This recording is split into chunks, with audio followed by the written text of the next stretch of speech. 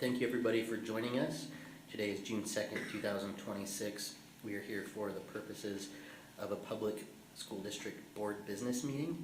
The board does have a need to enter a closed executive session, and I'll entertain a motion now. On June 2nd, 2026, I move that the board enter closed session to discuss the character, professional competence, or physical or mental health of an individual and pending or reasonably imminent litigation. I second. We got a motion and a second on the table. Any discussion to the motion? All right, seeing none, we'll do a roll call vote, starting with Board Member Williams. Bryce Williams, yes. Ashley Anderson, yes. Nate Salazar, yes. Annie Romano, yes. Brian Jensen, yes. Amanda Longo, yes. So that motion passes. Thank you, board. We will reconvene at 5:30. Thank you.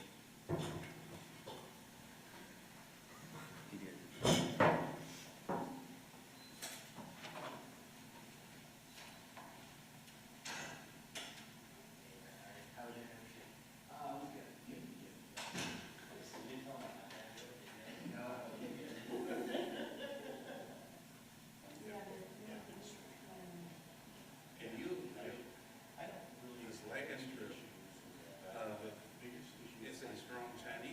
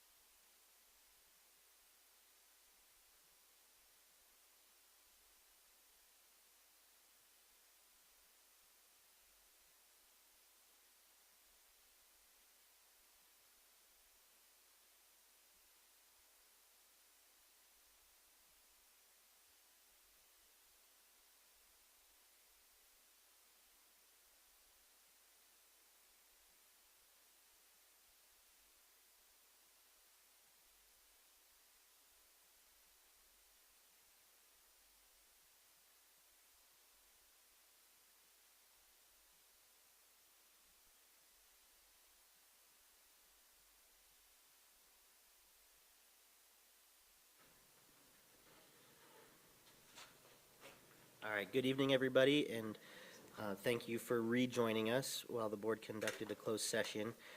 Today, again, is June 2nd, 2026. We are here for the purposes of a public board business meeting.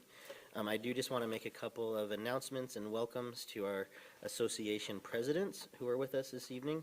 For buildings and grounds, we have Sam Gilchrist. For child nutrition, we have President Tanya Slaughter as part of our classified association groups.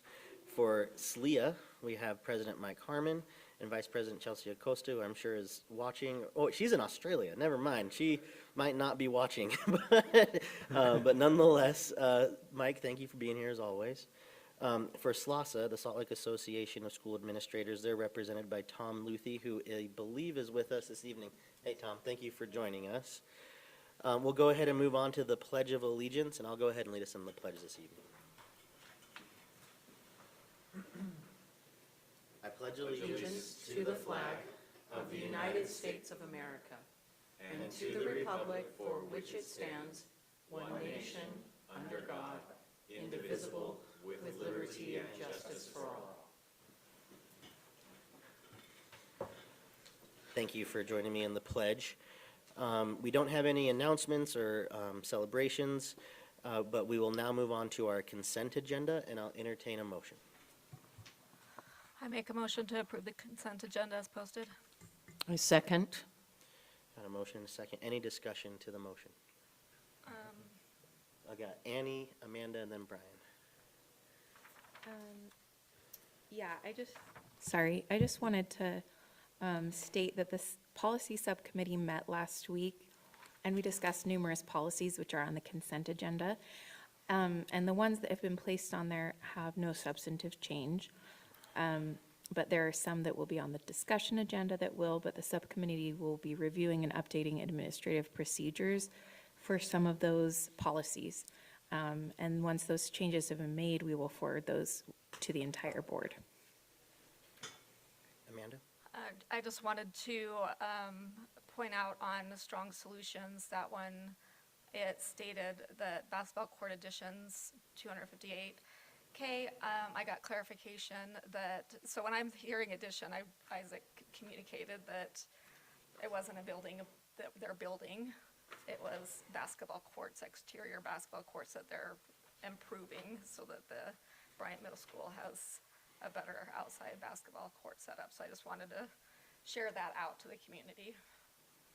Okay, thank you. Brian, sorry, you just spoke. I just want to make sure that when you look at the board minutes, it's referring to January 26th. There's a typographical error there for the May 5th meeting. It should be May 5th. So we need to make a correction in that. Maybe I'll hold a motion and then redo it. If you'd like as the Yeah. motion. I'll pull my motion and do a correction after everybody's made their comments. Okay. Well, I think when you pull it, it ends the discussion. So if you want to Oh, restate your motion. Sure. So pulling the motion, I make a motion to approve the consent agenda with the exception of the meeting minutes that, to correct the date to, May 5th. thank you, to May 5th, 2026. Is there a second to the motion? I second. Any further discussion? All right. Seeing none, we'll do a roll call vote, starting with Board Member Fife Jefferson. Charlotte Fife Jefferson, yes. Ashley Anderson, yes. Nate Salazar, yes. Annie Romano, yes. Brian Jensen, yes. Amanda Longwell, yes. Bryce Williams, yes. All right, that motion passes. Thank you, Board, and thank you for catching that typo there, Brian. Before we move on to our request to speak, I forgot to acknowledge a couple of items of business. The first being that we have a time-certain public comment for our board budget at 7 p.m. So folks will be have the opportunity to come up and say their feedback or comments regarding the budget that we're talking about and have been talking about the last few meetings. And I also want to acknowledge that Superintendent Grant is joining us remotely today. She is en route to Indianapolis, as she's been invited to participate in a career and technical education task force as charged by the governor, and is joined with Abby Cox, Lieutenant Governor Deidre Henderson, Lincoln Fillmore, just to name a few, Rich Nye, who's the governor's advisor on education. So we're really excited that she's representing Salt Lake City School District, and the state of Utah in that capacity tomorrow. So thank you, Dr. Grant, for doing that. We will now move on to our request to speak. There is a little speaker guideline comment for public comment that the board has asked me to read before each public comment period. The board enjoys the opportunity to hear from the public during the comment portion of its meetings. Before we begin, I'd like to take a moment to remind you of our board rules governing your comments. The total time reserved for public comment is not to exceed 15 minutes, with all speakers or groups limited to 3 minutes. The board will not allow public comments during board meetings that are slanderous, obscene, or otherwise violate state or federal law. Employees and/or their representatives may not use the public comment period to address issues that should be raised through existing formal communication channels or established grievance or negotiation procedures. I'd also like to explain that unless the speaker's topic is already on the agenda, state law prohibits the board from taking action on items raised during the public comment period. However, if it seems appropriate to the circumstances, I may direct district staff to follow up with a speaker on the topic discussed. Our first speaker this evening is Rhett Jepson.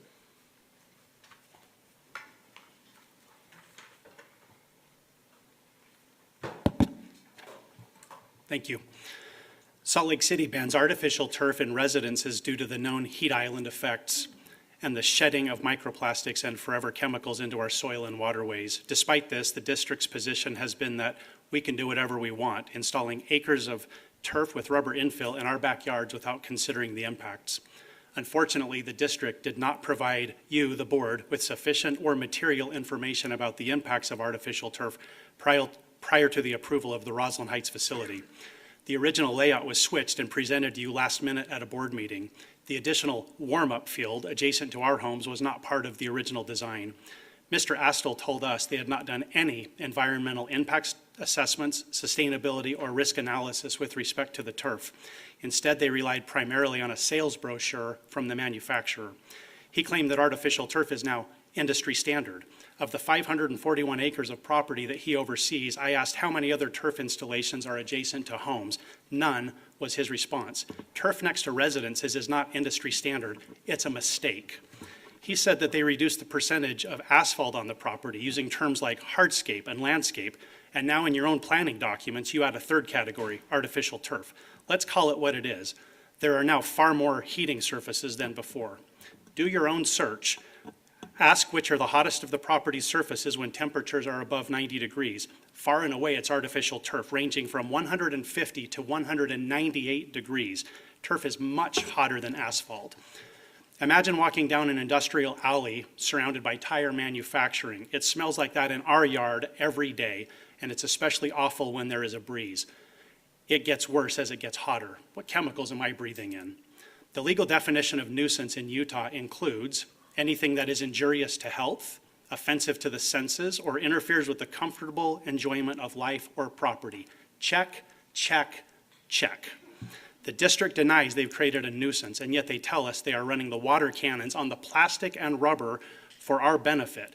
Why would they need to cool the field for us if they also claim that the turf doesn't create a heat island?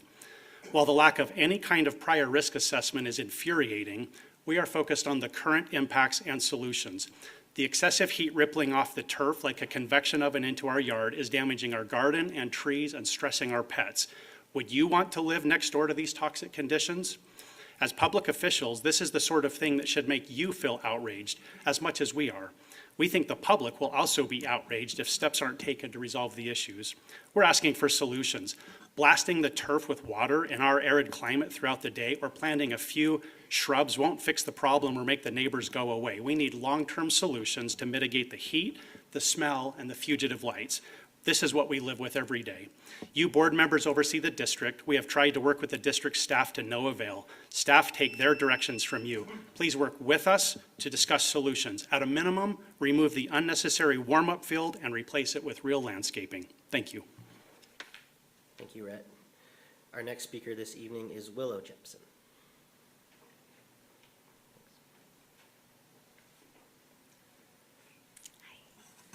Good evening, board members. I've spent 20 years creating a beautiful haven for my family, friends, and neighbors in my yard. This field is ruining it. Last summer, one of our main shade trees was the proverbial canary in a coal mine, its cracked bark and weeping sores proof of the heat plume pouring off the field. 2 certified arborists visited to diagnose our severely heat-stressed trees. This is how the heat island works, one of them said. First, it weakens and kills the plants on the edges, and then increasingly, the hot, dry, inhospitable desert conditions spread outwards. One of the best parts of Utah weather is the summer evenings, cool enough to need a sweatshirt on the grass after 9 p.m. This is not the case in my yard anymore. At 11 p.m., my yard is still hot because artificial turf absorbs the sun's heat all day and radiates it back long after the sun goes down. The heat plume carries with it a noxious chemical plume of carcinogens and other toxins evaporating from the tons of crumb rubber infill. Have you smelled a hot artificial turf field? It smells awful, and now that is the smell of my yard. The jasmine, honeysuckle, and gardenias I grow, I can't smell them in my yard over the rubber fumes. As our board representative Amanda Longwell said last summer when she visited, it smells like a tire store. Spring through fall, heat and fumes engulf our yard. They came in through second-story windows and open doors. It's worst on hot, sunny days, but they're even present on cooler, overcast, and even rainy days. Who doesn't love the smell of a good spring or summer rain? I haven't been able to enjoy that smell in my yard for the last year. Last week on a beautiful afternoon, I was outside weeding and planting when the fumes became so offensive and irritating that I had to quit. My head ached, my eyes and throat were burning. These are well-known effects of these chemicals. And mostly, I just couldn't stand the strong, obnoxious smell anymore. I tried moving to my front yard, but the breeze was carrying the fumes there too, so I gave up and went inside. I'd been outside for only 45 minutes. On a perfect spring day, I couldn't comfortably work outside for an hour in my own yard. Some of you may think Rhett and I are exaggerating these impacts. I assure you we are not. I invite you to come and visit our yard for yourself. Come see, smell, and feel for yourself what it's like now. Trust me, I would not be spending my time on this if this weren't real. We are not anti-sports. We love sports. We understand Highland needs a field for soccer and lacrosse during the rebuild. But instead of building the field they needed, the district decided to build 2. The secondary field, the part Mr. Astle calls the warm-up field, was added late in the planning process. It is not needed for Highland team practices or games. Instead, it functions as a public park. This extraneous field doubles the heat and fume impacts to our property. When we met with Dr. Grant last, we urged her to find scientifically based solutions which will actually eliminate the heat and fume impacts. We appreciate the district's acknowledgement that the field's impacts are serious and need addressing. We want to state that any solution should be judged by one standard. Does it eliminate the excessive heat and fume impacts on neighboring properties? If it does not, it is not an adequate solution, regardless of cost, complexity, or appearance. The heat of science and emissions and smart planning in general both point towards controlling the source of a problem rather than attempting increasingly expensive mitigation measures around it. We are here to ask you to intercede to protect the rights of your constituents, to ensure fairness and justice. We respect the athletes' need for a field, and as district stakeholders, we ask for you to respect our ability to enjoy our own property. Thank you. Thank you, Will. Our next speaker this evening is James Martin. He is unavailable to be here, but has asked Dr. Sandra Buendia to read his statement on his behalf. Thanks, Dr. And I'm most certainly going to run out of time. Okay, sorry. Are we ready? I worked for Salt Lake City School District from 2008 until 2018. I was an award-winning principal who worked at every level of the organization, from teacher to assistant principal to principal supervisor. I loved my time here until I didn't recognize Salt Lake City School District any longer. The recent article in the Tribune titled "East High Principal to Step Down, Continuing Trend of Leadership Shakeups at Salt Lake City High Schools." I've heard from board members that the article has mistakes and that they can't discuss personnel matters. I'm sure you will say to yourselves, well, James doesn't understand. Believe me, I understand completely. This type of disciplinary overreach has been happening since I was in Salt Lake City School District and began after Mikhail Withers left. Dr. Withers did a good job managing his staff. He was in charge.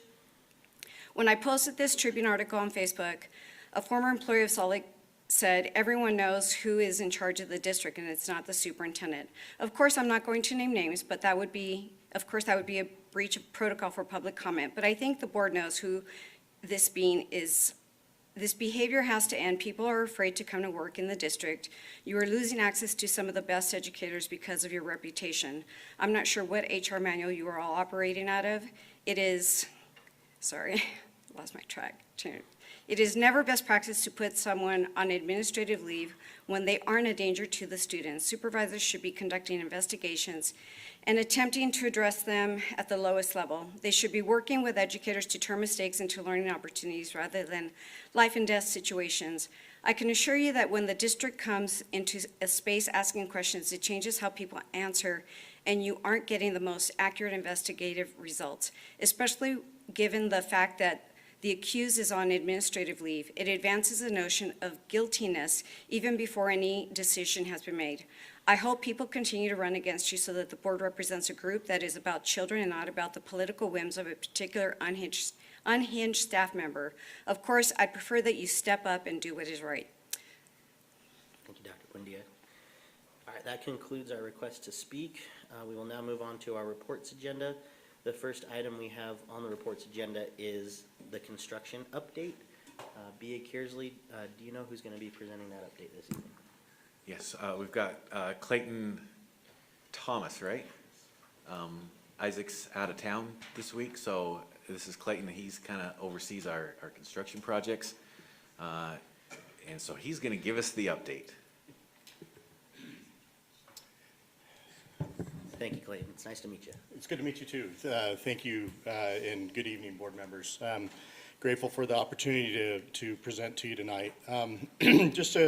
Wanted to give a few updates with regards to each of the high school construction projects that are moving forward as we speak.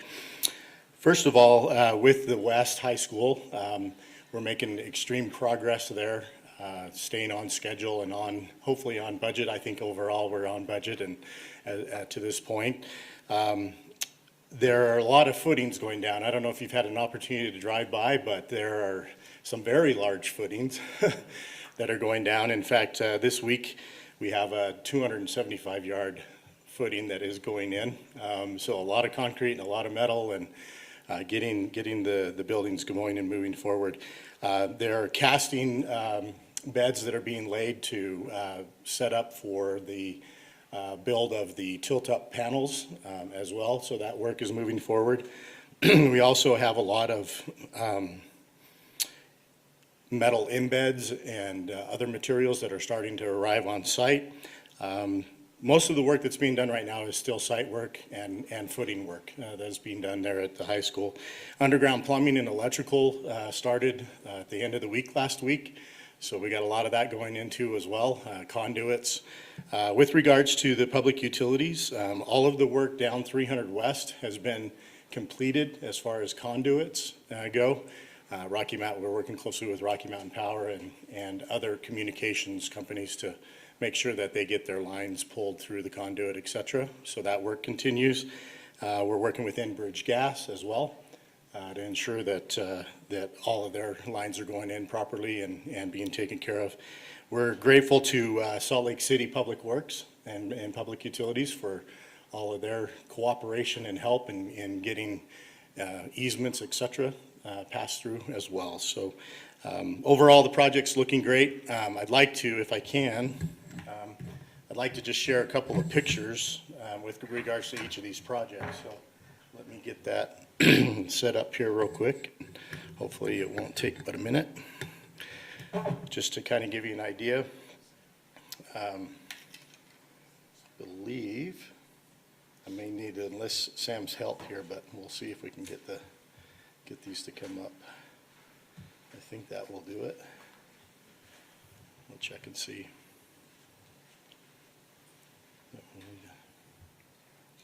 Should be good.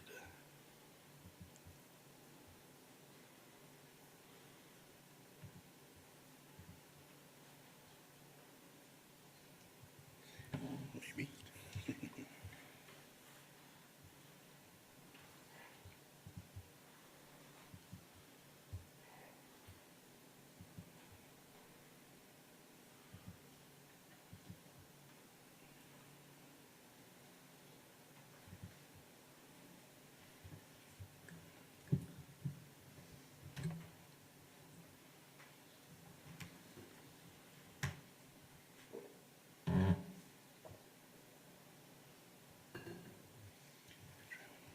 Okay.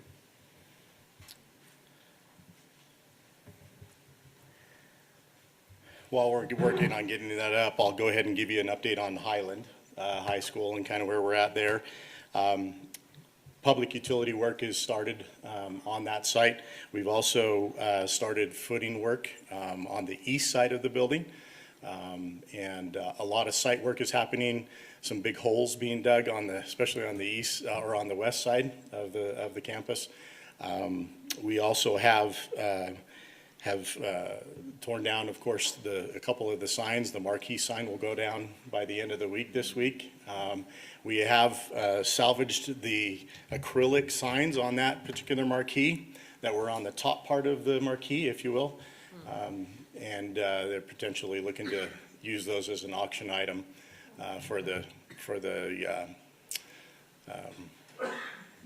anyway, to be used as an auction item at some point, each of those signs and all. So there is some work being done to kind of salvage some of the great materials there. We are also, we were able to salvage the letters from the big brick sign that was there, and those will go into the new high school in certain location to be determined, which is great. Also, they started digging the new orchestra pit as of this last week too as well. So there's a nice big hole on the east side as well. And so there's a lot of great work happening on that project as well. And so let's go ahead and go, if you'll go to the third slide. So this is just some pictures of the west project that's going forth. As I mentioned, the casting beds, you'll notice in the bottom left corner, that is basically the forms that are being set up for the tilt-up walls. So they actually pour those walls in place, and then they will tilt them up. So the casting bed is basically the floor, I guess you could say, of that, and then they take and pour the concrete and then tilt them up. So it's a kind of a unique process. If you get a chance to see when they start tilting them up, it's pretty amazing. So. And then just some of the rebar, you'll notice some of the rebar that's going in. The top right is actually a picture of the footing that's going to be done this Friday. That's the 275 yards. So some big rebar, number 11 inch and 3/8 rebar that's going in there. It's a lot of metal, a lot of metal. But it's great to see the project progressing and moving forward. We are on track, as I mentioned, on that one. So, and then if you go to 2 slides over, on the Highland project, we got a couple of aerial shots. You'll see on the east and the west side down on the lower pictures some of the footing work. We also got the cooling tower moved over. That was actually done during the latter weeks of school. So fortunately, we got it done when it was cool still. I'm glad we weren't doing it this week. So overall, the cooling tower's in place. And things are going well there. We also tore out the playground, went out this week on that particular side, along the library side, if you will, and so work continues to move forward there. So, any questions? Amanda first. No questions, just seeing the Highland High School. I haven't seen it this week, but I've got a kid that attends there, so I got to see the progress. And Yeah. last week, whenever we were doing the last little few days of school, seeing the footings getting put in place and Yeah. everything, it's definitely exciting to see that progress. Yeah, And that's great. my daughter thinks that I know all the details because she messaged me last week, why aren't the Why water are they fountains doing- working? I'm like, I don't know. Oh, no. That's the first I've heard about the Thank water. you there. But- Well, obviously, school's out now. Yeah, school's out but now, so, it's- yeah. It's wonderful you're doing 2 massive projects. Yes. And seeing them go into place really Yeah. brings awareness to how large they really are. They are, yeah, they're very large. One comment just on Highland too as well, we have been working very closely with Sugar House Park, Salt Lake City, and Salt Lake County departments for the Sugar House Park portion of that. We are, of course, they're building and using some of the south end of the campus there by that pavilion in the park. We've got all those approvals through. Construction will start on that area around the 18th of the month. And also the softball field, the temporary softball field, or I should say the permanent softball field that's going to be there after we're done with, after Highland uses it, is also starting in about 2.5 weeks as well. So, other questions? Seeing none, thank you so much for all Thank your you. efforts and Appreciate work. your time. Appreciate it. We'll move on to our second report agenda item, which is proposal to add truancy goal. I believe Dr. Conley is presenting on this evening. Superintendent Grant, is there anything that you wanted to highlight before Dr. Conley gets started? Take it away, Dr. Conley. Hi. Do you have the PowerPoint?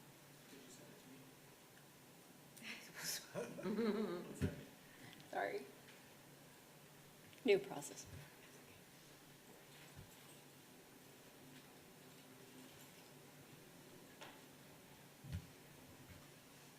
Well, while Sam gets the presentation going, thank you for having me here tonight. Again, I'm here on the board's request to add a truancy metric to our strategic plan until 2029.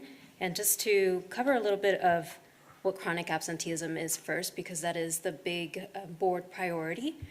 Chronic absenteeism is missing 10% of the school year or more for any reason. And our students can miss school for a number of reasons, including barriers, aversion, disengagement, and misconceptions about school. Chronic absenteeism includes excused and unexcused absences, and all of the absences impact their learning. And what we're trying to do is reduce chronic absenteeism from 28%, which is where we started when the strategic plan went into place, to 10% by the end of 2029. At the end of this year, we ended at 24.8% with chronic absenteeism, so we are decreasing slowly but surely. But we are implementing things that will be solid and will continue to support our students throughout the years. As far as truancy is concerned, you can go to the next slide, Sam, please. Truancy in our district is at 34% right now, and that means students who have missed school for 5 days or more, and those are unexcused absences, and those absences have not been reported by parents as excused. So they haven't called the school within a week to say we are excusing our children for the following reasons. So if they're not excused, then you become truant. We send family notifications daily through Parent Square currently. Next year, we're going to start using EDIA to inform families when their students are not in class. And we actually started that pilot over at Rose Park and West High at the end of this school year. And we're excited about it for next year because the response rate was pretty good. So we want to continue communicating with our families, letting them know when their students are absent so that they can report why their students are absent. And that includes absences without a valid excuse for at least half of the school day. That's what makes you truant. So the next slide, Sam, please. We want to improve our data and communication, so through EDIA and any other forms that our families communicate with us, we want to be able to capture absence reasons that are creating the barriers for students to come to school. We want to strengthen family communication and collaboration. We know that our families know their children best, and we want to support any way that we can in bringing them to school and keeping them engaged. And then we want to continue to use the data that we get to address and continue to decrease absenteeism in our district. We have a referral process for our students who are truant. So at 5 days of truancies, we start with the notifications, truancy notifications, and then we also start implementing tiered systems of support. So that can look like attendance contracts, mentoring, tutoring, support or referrals to mental health services, so on and so forth. But what we want to make sure is that all schools have tier 1 supports in place that help all students feel welcome and safe at school, and that their instruction is engaging in their classrooms every single day. And then we continue with those tiered supports. You can go to the next slide, Sam. So these are some of the things that we do in our schools, and it's not limited to only these things, but we implement the school interventions. And then we move on to working with our community. So community services like the juvenile justice and youth services, we can refer students to that. That is something that we are going to continue to work with our administrators so that they're aware that these services are in place and that they can refer students to these services. We also have pre-court truancy mediation. That's something that's offered by Utah courts. So a third party can come in and work with schools and students and families to support plans that they can put in place to help kids come to school. And then the last thing that we want is to refer students to court, but they have to meet a certain threshold. So they have to have at least 40 truancies, and we need to have had interventions in place that have been logged throughout the time limit. So what we are proposing to add to the strategic plan would be to reduce the percent of students who are truant with 5 or more unexcused absences from 34.4% by 8 percentage points each year. Any questions? Ashley, Amanda, and Brian. Annie and Charlotte. So we've talked about this at several meetings, and one of the things we talked about was that district administrators were not referring truant students as allowed after changes to the law post-pandemic. And so it's my understanding from the superintendent that staff are working on changes to administrative procedures, also called APs, to address more consistent referral of truancy. And so I'm curious if there's a reason why we're recommending this change before the new APs are implemented. Because my big concern is that truancy will go down, of course, if people continue to decline to report it. And actually, I would expect that if we implement the APs, we'll see a jump in truancy because we will actually be reporting truant students, which we're not commonly doing now. So how will this align with changes to administrative procedures, which is maybe a question for the superintendent? So we do ensure that families are notified. So we do send the citations, right? The 5, 10, 15-day notices are the citations that we send out. And then we want to work with our families and students to put plans in place, because sending the notification is one thing, but how do we get them to come to school consistently? That's what we work on. And we want to make sure that we have a plan and process in place to support students. Does that answer your question, Board Member Anderson? Sort of. I think the thing I'm still unclear about is if administrative procedures are in the process of being changed, why would we change the language of the plan before we know what the new procedures are? Does that make sense? Like, when will those procedures be changed, and how would these decisions be aligned? Okay. Does that make sense? Yes, I'm going to defer to our legal counsel, but I don't see. Dr. Grant also. Or Dr. Grant. Yeah, Dr. Grant? I can't see. Yes, just Yeah. that the change to the strategic plan would be quite simple, because what we're doing is just adding a couple of bits of language. We're not talking about process in the strategic plan. So that it would be in there as truancy and chronic absenteeism, and then a metric around truancy that we would be aiming for. So when we go to the administrative procedures, we won't be putting in much that's too complicated, because we already do track truancy. We have those metrics. We have just not put it in the strategic plan. That's interesting to me, just because in the last study session we had on this topic, we talked about how administrators did not understand they could refer truancy universally across the district, and there was a lot of confusion around it. And some of that confusion centered on a training that's no longer used for a former agreement called the Winston Agreement. So I guess what I would say is, how would changing this goal change the day-to-day practice of administrators? Like, have we really clarified the process of truancy referral for them? That's something that we can continue to clarify. So in our new administrative institute, we can touch on that, and we're also developing an attendance guidebook, and all of these things can be more clarified on there so that people know these are the steps that we need to follow. And to that end, I think one of the things that's the largest source of confusion is what will happen district-wide for students who are chronically truant inside of the school building.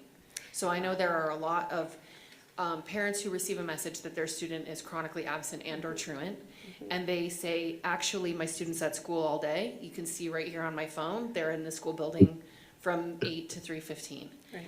And so how are we addressing students who are chronically truant inside of school, but just not going to class? Every school approaches it differently. So administrators have the flexibility to implement practices that have been evidence-based and research-based that support our students. So we're going to continue to work with them to ensure that our students get into the classrooms and not just to the school building. That's really helpful. I'm excited that you added the county juvenile justice resources. I know people don't want to consider referring to juvenile justice beyond a last resort because it's problematic in various ways, but I do think largely as a district, we are underestimating how many students fail to attend class every day and stay in school, in the school building. And it indicates that, one, you feel safe at school, and that is good. But if you're not getting to class, we really have a serious problem. And I think that allowing people to have flexible practices is really great. I'd like to see, if we make this part of the strategic plan, that we have some consistent practices that help administrators to feel confident in how to address this. I think it's a really significant problem. So I would support adding that change in the future when we discuss this again. And I just think the more we see what those APs are and how this would realistically be implemented, it's nice to say that we're going to do this, but I think until we give administrators the support to do it, you know, it's really difficult, obviously. Absolutely. As we all do. So I think that's really helpful. Thank you so much. Yep.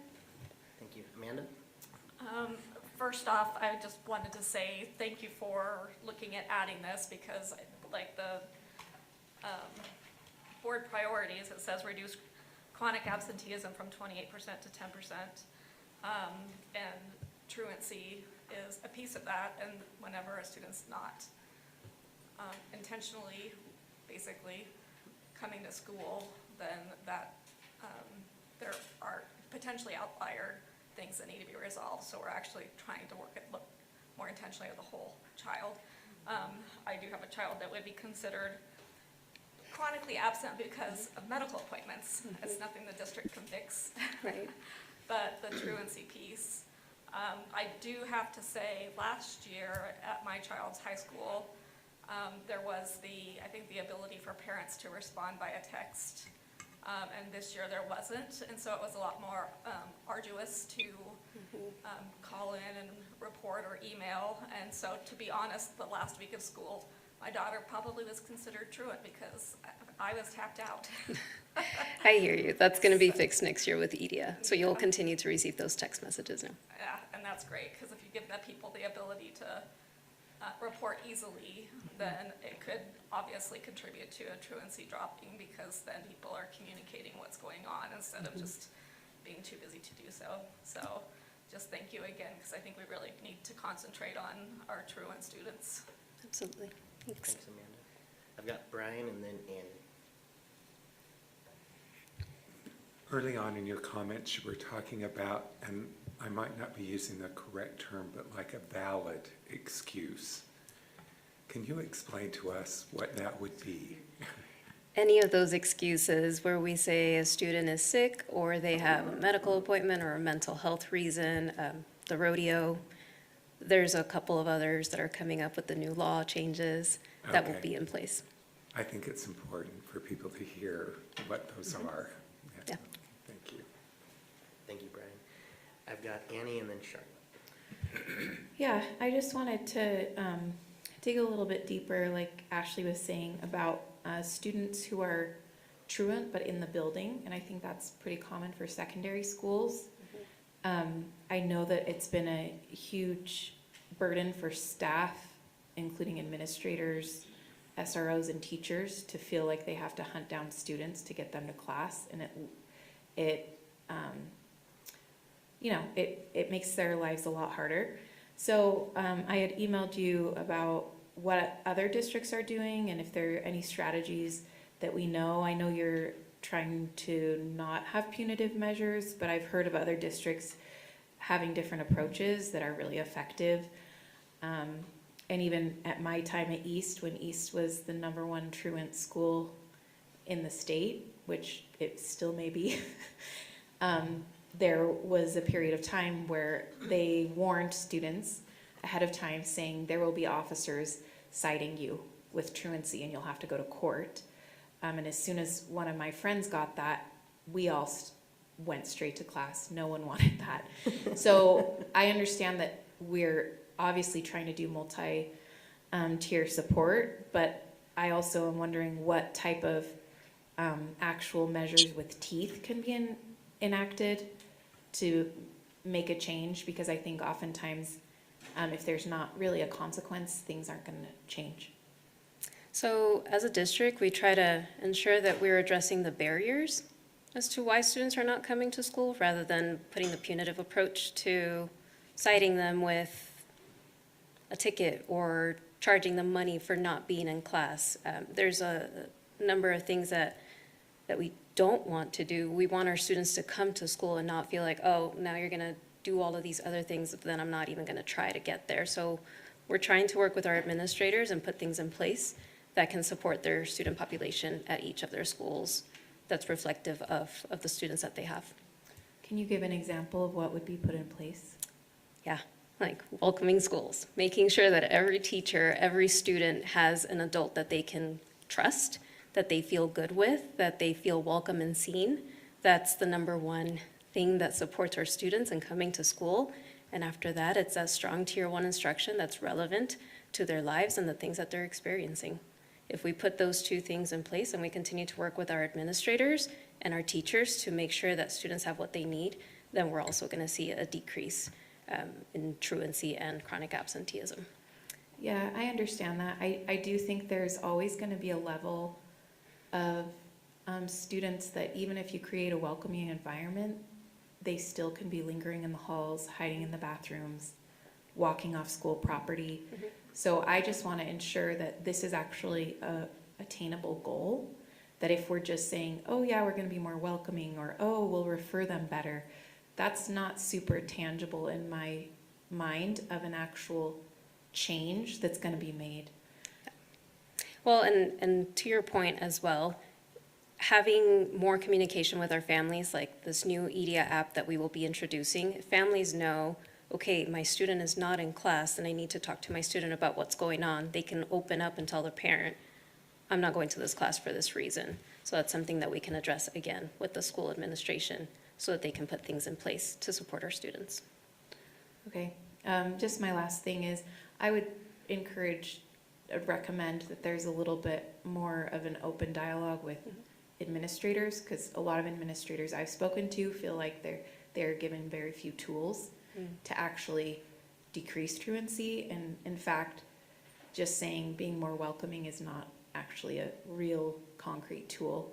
So like Ashley was saying, increasing referral process, maybe periodically announcing to students that you could be cited by police if you are not in class or leaving campus. You know, I think there is use for those things, not to be punitive, but to show that there are serious consequences and actually encourage, because I think that would actually make a difference. So that's all. Yeah.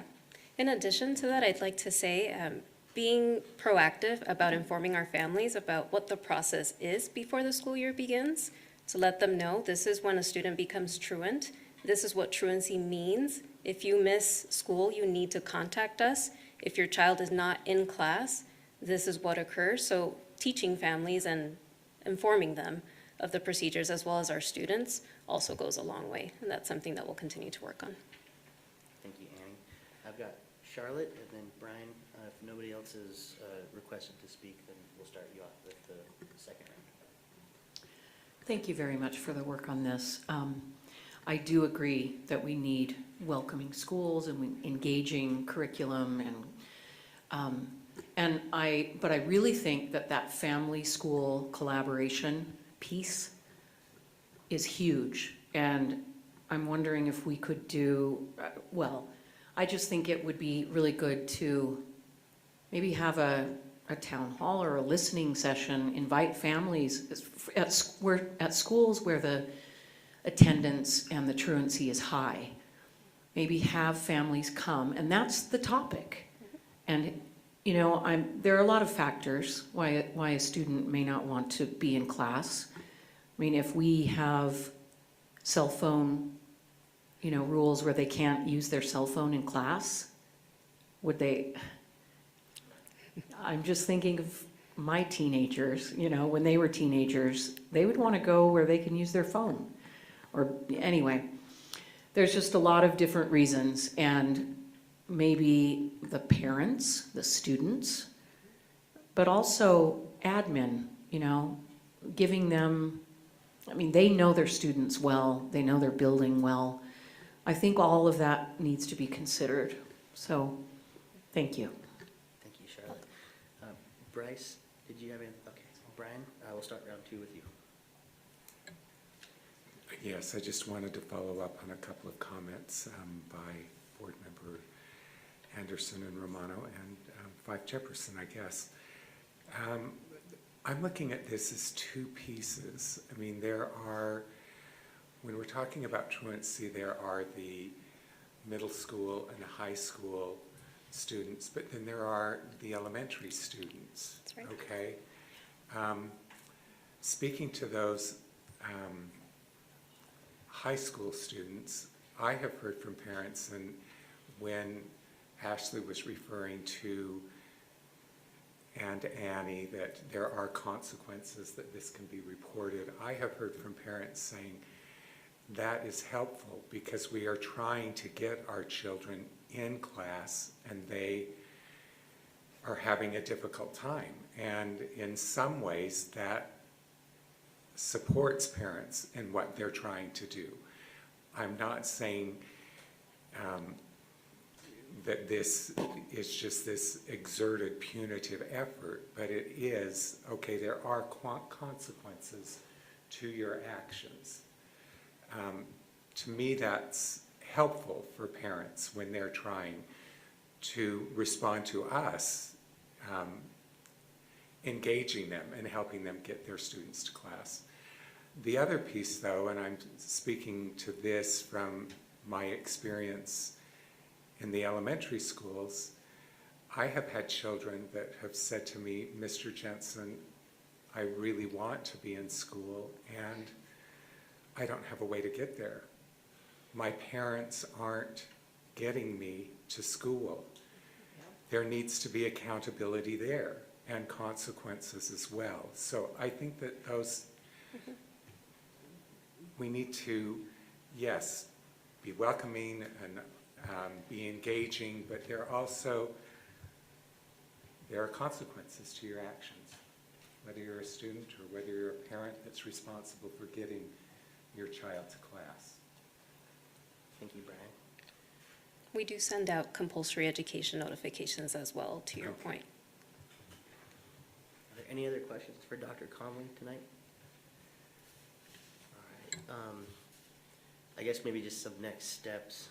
Obviously, this is reports, we're not making any decisions.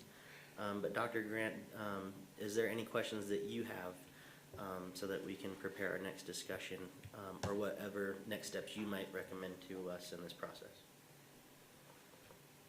I think we're ready to make it part of the strategic plan. And we can follow up. There has been training with administrators about what can be done about students in the hallways and the truancy that happens within schools. We can make a note to spend even more time and emphasis on that this fall. And as we work through the district leadership committee meetings with principals to make sure they understand their options that way. Other than that, I think from the district side, we're ready to move forward if the board would like to. When do you anticipate this coming back to a board agenda, Dr. Grant? Obviously, you got to get through the Principal Institute or the Leadership Institute first, but any sights on when we might see this again? We could put it on discussion as soon as you'd like. Okay. Excellent. Well, my recommendation would be let's chat about it in the next board agenda setting, and we can follow up with the board at that time. Does that work for everybody? Okay. Thank you, Dr. Conley. Thank you, President. All right. Our next topic this evening is meeting student mental health needs and possible partnerships. This was a request from Board Member Charlotte Five Jefferson. I believe Mindy Holmdel is here to present to the board on this topic. Bringing our lead social worker, her Excellent. emotional support. We're good at that.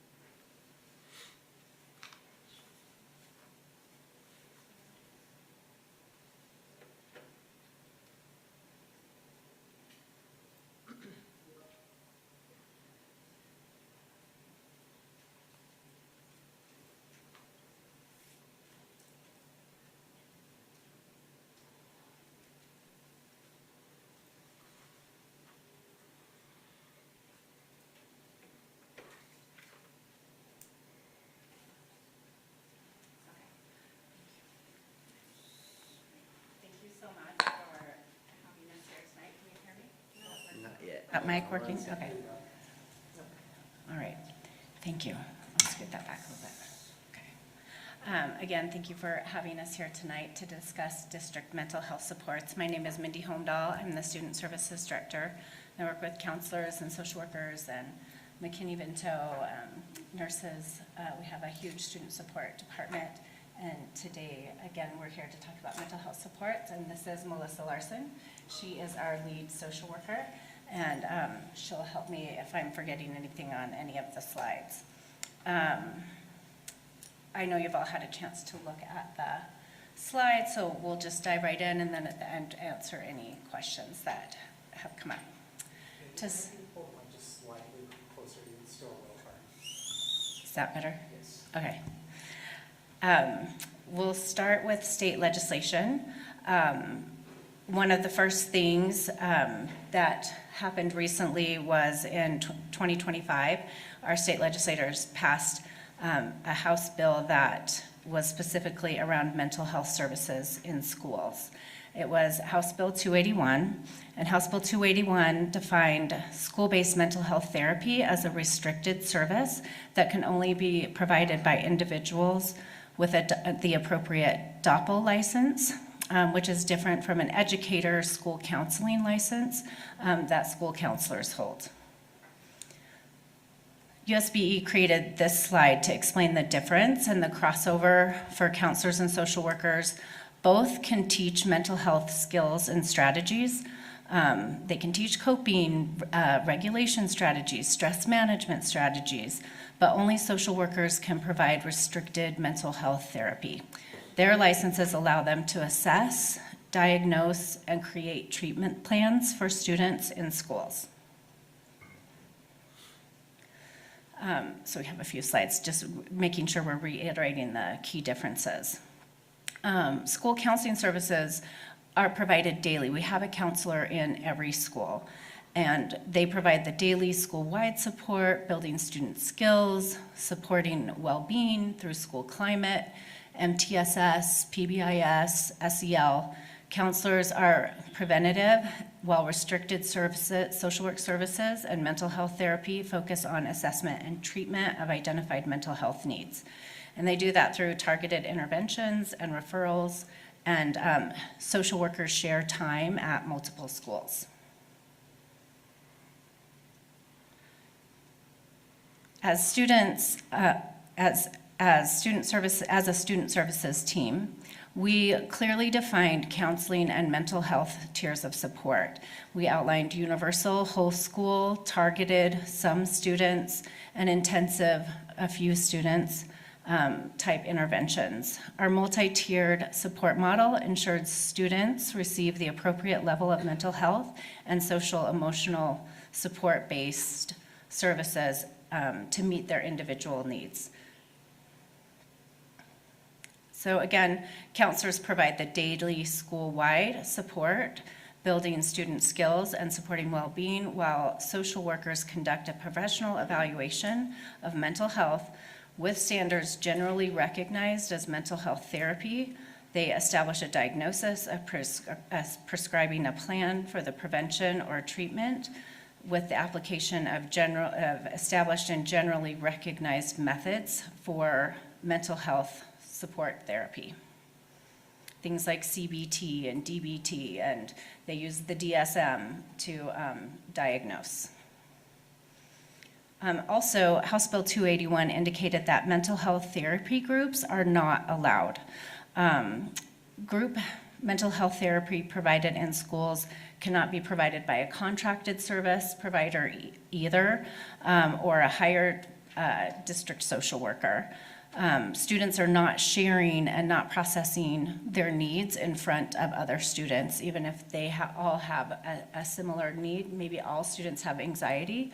We can have a group around anxiety, but it can be totally skill-based. It wouldn't be, this is what causes me anxiety. This is how I process and deal with anxiety. We're not talking about students' histories, personal histories in group settings. We're teaching skills. One of the last things that House Bill 281 did was that it required a separate consent form for mental health therapy, and part of that parent permission included an opportunity for parents to restrict any topics. They can let a social worker know, you cannot talk about this with my student if they bring it up. And it also implemented 24-hour notification. So anytime a social worker meets with a student, within 24 hours, they are required to have a contact with a parent unless a parent opts for a different notification service pattern. So we have worked to establish and maintain clear and coordinated supports for students in schools via these tiered supports.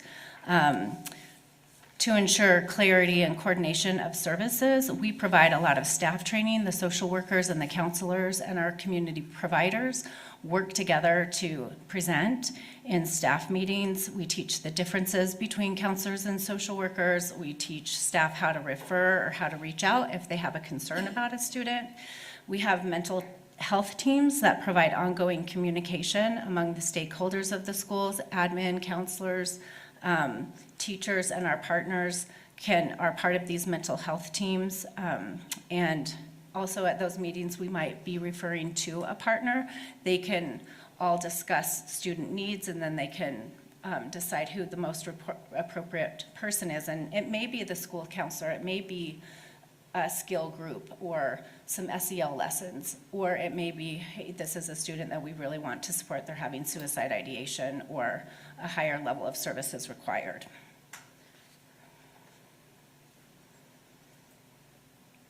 Okay, and next we have the social work process, and we have an expert social worker here, Melissa, so she's gonna walk through the process with us. I don't know if I'm an expert, but I'll do my best. So like Mindy said, each school has a school-based mental health meeting that has the admin counselor and the social worker and any other parties that might be part of the school giving services. So referrals often come through that meeting. Sometimes it's just an administrator, sometimes it's a teacher, sometimes it's a counselor. But the presentation we give at the start of the year just reminds everyone of the process. So anytime a referral comes, we're not turning it away, but we are reminding them like, okay, I'll take it to this person, we'll staff it. So once we get the referral, which includes the school having made contact with the family to let them know that this referral came up and make sure that the family is interested in the referral, then they expect a call from the social worker, where we go over our process, our role, what to expect, scheduling the intake, and answer any questions that they might have. Then from there, we schedule the intake, which is when we go over the new consent form with them, and go through our intake questionnaire, learn more about the family, the background, what they're seeing, what the school's seeing, as well, and then the reason for referral, and if any conversations they might have had with their student about mental health support. And then navigating, I feel like it's luckily for me, but the HB 281, one of the tricky parts was what parents may choose to restrict. And so the exception being like anything safety related can't be restricted. And so we do explain that to families because it does come up. Or if they say that they do want certain things restricted, we just have a conversation around what that means and what it might look like, and encourage them to have that conversation with their student as well. Then we coordinate with their student teacher to find a regular time to meet with students. It varies in the middle school and in the high school as well, but there is a general regular weekly plan to meet with students for 30 to 45 minutes. The initial few sessions are gathering more information from the student to make a plan for what their goals are, because often students' goals are different than the parents' goals or the caregivers or the teachers' goals. And so combining all the things that we're hearing and making a plan for how to support them. Student sessions last anywhere from 8 to 12 sessions. If it makes sense for them to continue because there's a barrier to accessing community supports, then we will extend that and have that discussion with families as well. Sometimes families will they are able to navigate a community resource, and so we'll help with the transition and the referral and like phase ourselves out versus just closing them out. So nobody is ever like, oh, you're at 12, you're closed. Like we work with the families to continue and make sure it's appropriate for them. And then we have an internal process if we are going to continue services after 12 to make sure it's like clinically appropriate for them to continue and not just, sometimes students just really like meeting with us and that's really awesome, but then we want to make sure it's appropriate for them to continue meeting with us. And so we have that conversation with students and their parents as well and teachers. And then we have our final session, which is, we call it a graduation instead of a discharge because it sounds funner. And then we're celebrating their progress. And sometimes parents will come to those sessions as well and then talk about what they enjoyed, what they learned, what maybe they didn't like, what parts were hard. And meeting with parents. The benefit of the HB 281 is that it did increase communication with families, and through Parent Square, being able to give them updates that way and schedule phone calls has been really great as well. But then we still will do phone calls to check in and make plans for next steps for them and just make ourselves available for any questions that they might have. And then the group process is similar, so like following mental health screening or groups that are identified, we'll contact families and make sure that's something they're interested in, they don't do an intake, but they do go through a consent process, and then we organize the groups, which are, again, more skill-based. Awesome. Thank you. All right, and so next we have our social work data. This year, social workers served more students than ever before. We had 19 social workers, and they served more than 1,300 students this year through both individualized sessions and preventative skill building groups. We are so grateful to the board for the reinstatement of the 3 social workers at the high schools. We're really excited to track progress and to continue the support work that has been started there. It just makes such a difference to each of the schools and the schools' communities, and we're incredibly grateful for that support, so thank you very much. The number, I did have a question about what will, Board Member Romano asked a question about what will happen if we're reduced by 3? How many fewer students might be served? Each social worker serves, the team goal is everyone serves at a minimum 50. We have social workers who double that goal. We have social workers who exceed that goal in different ways. When the mental health teams are really strong at schools and the collaboration is really strong, social workers and counselors working together, social workers working with classrooms, social workers even working with after school and working before school, that really increases the number of students who might receive strategic, not necessarily the therapeutic services, but some of those skill building services. So each year, social workers share with each other about how they're navigating those situations and how they increase those numbers at all of their schools. But across the board, this year with 19 social workers, we have served the most students. You can see in prior years, there were a few years where, and actually Melissa was also part of this, in 2022-23, where we had 493 students served in groups. Do you want to talk about what you guys did that year? Yes, I used to be at Bryant or I know it's not called Bryant, but Bryant. And with an intern, we partnered with Techniques for Tough Times to do it wasn't utilizing skills from the DBT and skills book. So really the lessons were focused on mindfulness, emotion regulation, interpersonal skills, and distress tolerance with Techniques for Tough Times. So we came in once a week for each quarter. The admin at that time wanted us to do all of 7th grade, and so that was the plan. We did 7th grade for the whole school year. And then our previous social worker that's no longer on our team also continued that and added 2 of the 8th grade classes. So half of 8th grade also got those skills, and it was pretty fun to see all the kids having the conversations and doing a whole classroom. I don't have a teaching background, so that was a learning curve for me, but the class management and the conversations that were had were very specific to the students because they were the ones that came up with the examples, so.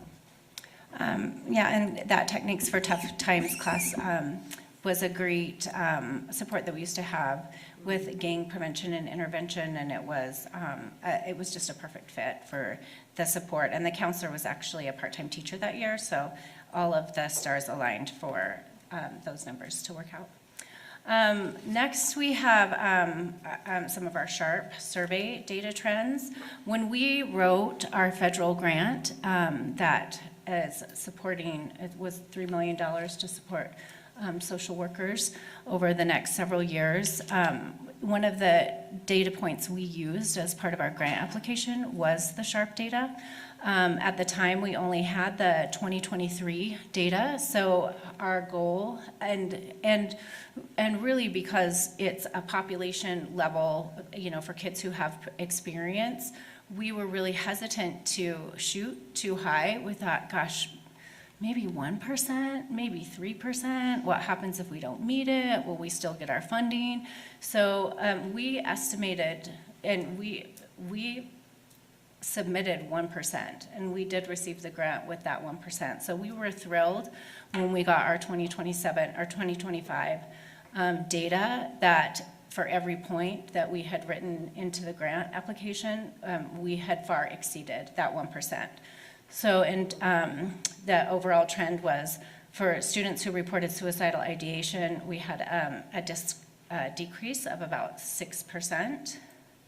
And then also for suicide planning, that's that next level where a student is serious. They're not just kind of arbitrarily thinking about it. They're thinking about a way, about a time, about a suicide note. They're planning. And that also was reduced by about 6% as well. And then also self-reported suicide attempts from students also decreased from 9.7 to 5.4, which was a 4.3% reduction. And I also received a question about, can we attribute this reduction to social workers? And because the survey is anonymous, we can't identify who among the students that took the survey received social work services. So there is not like a direct correlation by any means, but we do believe that it is like a reasonable connection, and luckily the Federal Department of Ed also agreed that it would be an okay metric for our federal grant. And in the end, we're excited that students are reporting less thoughts. And I think across the board, the more social workers are in school, the more, Dane at East did tons of presentations. He participated in assemblies. He went into different classrooms and talked to students about services that are available. We have lots of social workers who do different things and do parent training nights and do other types of activities. And even our mental health screening that we do at the beginning of the year, even parents who have declined that screening have come back, and as kids are talking about the screening, or as it's a topic of conversation, we've had parents who have come back and said, hey, I didn't participate in screening, but can we screen my student? So I think just the conversation also, and the fact that services are there, has expanded. And also nationally, like our national consciousnesses since COVID has increased dramatically about mental health. So it's hard to draw a direct line, but I do think it's a nice piece of the pie. Can I add something to Yes, please. Just to speak about the screening from being in the school, the other benefit of the screening is that because we do share schools, it is harder for us to get integrated into the school community, but then with our reduced school load, it's made it a lot easier to be more in the schools. And then in the screening and in the classrooms, and being able to just have more face-to-face time with the students in the way that many counselors do. But the other cool part about screening is that it does destigmatize mental health, and kids are like, I want to go too, and take me, or I want to answer these questions also. And so we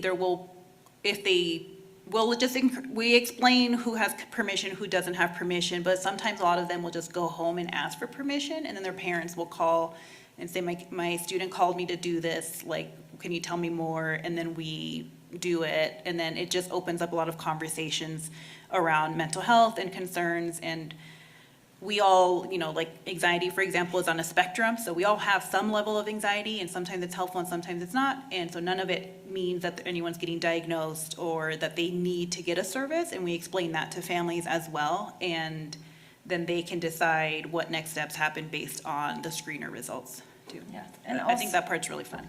And also, students have been identified through screening that were not on anybody's radar. They are more silent sufferers. They had excellent grades. They had no behavior issues. They had nothing on the surface that indicated that they had some real suicide ideation. So all of those things combined, I think, have just really been more than just very beneficial to all of our students. And now we're leading into the partner section. Is Mr. Yapias here? Would you like to come up? Together, we do not do this work in isolation. We rely on a multitude of community partners, and those are organized. We're so supported by the Salt Lake Education Foundation, and we collaborate in a lot of ways. And really, our partners add that next level of tier to our service model. Partners have established and give us another opportunity for students to receive an appropriate level of support. If services are beyond what social work sessions can do, we have such amazing partners in the University of Utah and Odyssey House in our CLCs. And we really, that coordinated effort is super important. We have Odyssey House. We've actually, the district has partnered with Odyssey House for more than 25 years with different programs and in their day treatment and in their residential treatment. When I was at Horizonte, we also partnered with Odyssey House at that point. But you can see, I think at the time that I sent this out, I didn't have the totals for this year from Odyssey House, but this year they supported 127 students. They're in 5 of our schools at East, Highland, Horizonte, Parkview, and Backman. And over the years have supported about 100 students, if not more, every year. And then this next slide is James Yapius' slide, so maybe we could, do you want to talk about that? I think I've shared this at the last meeting.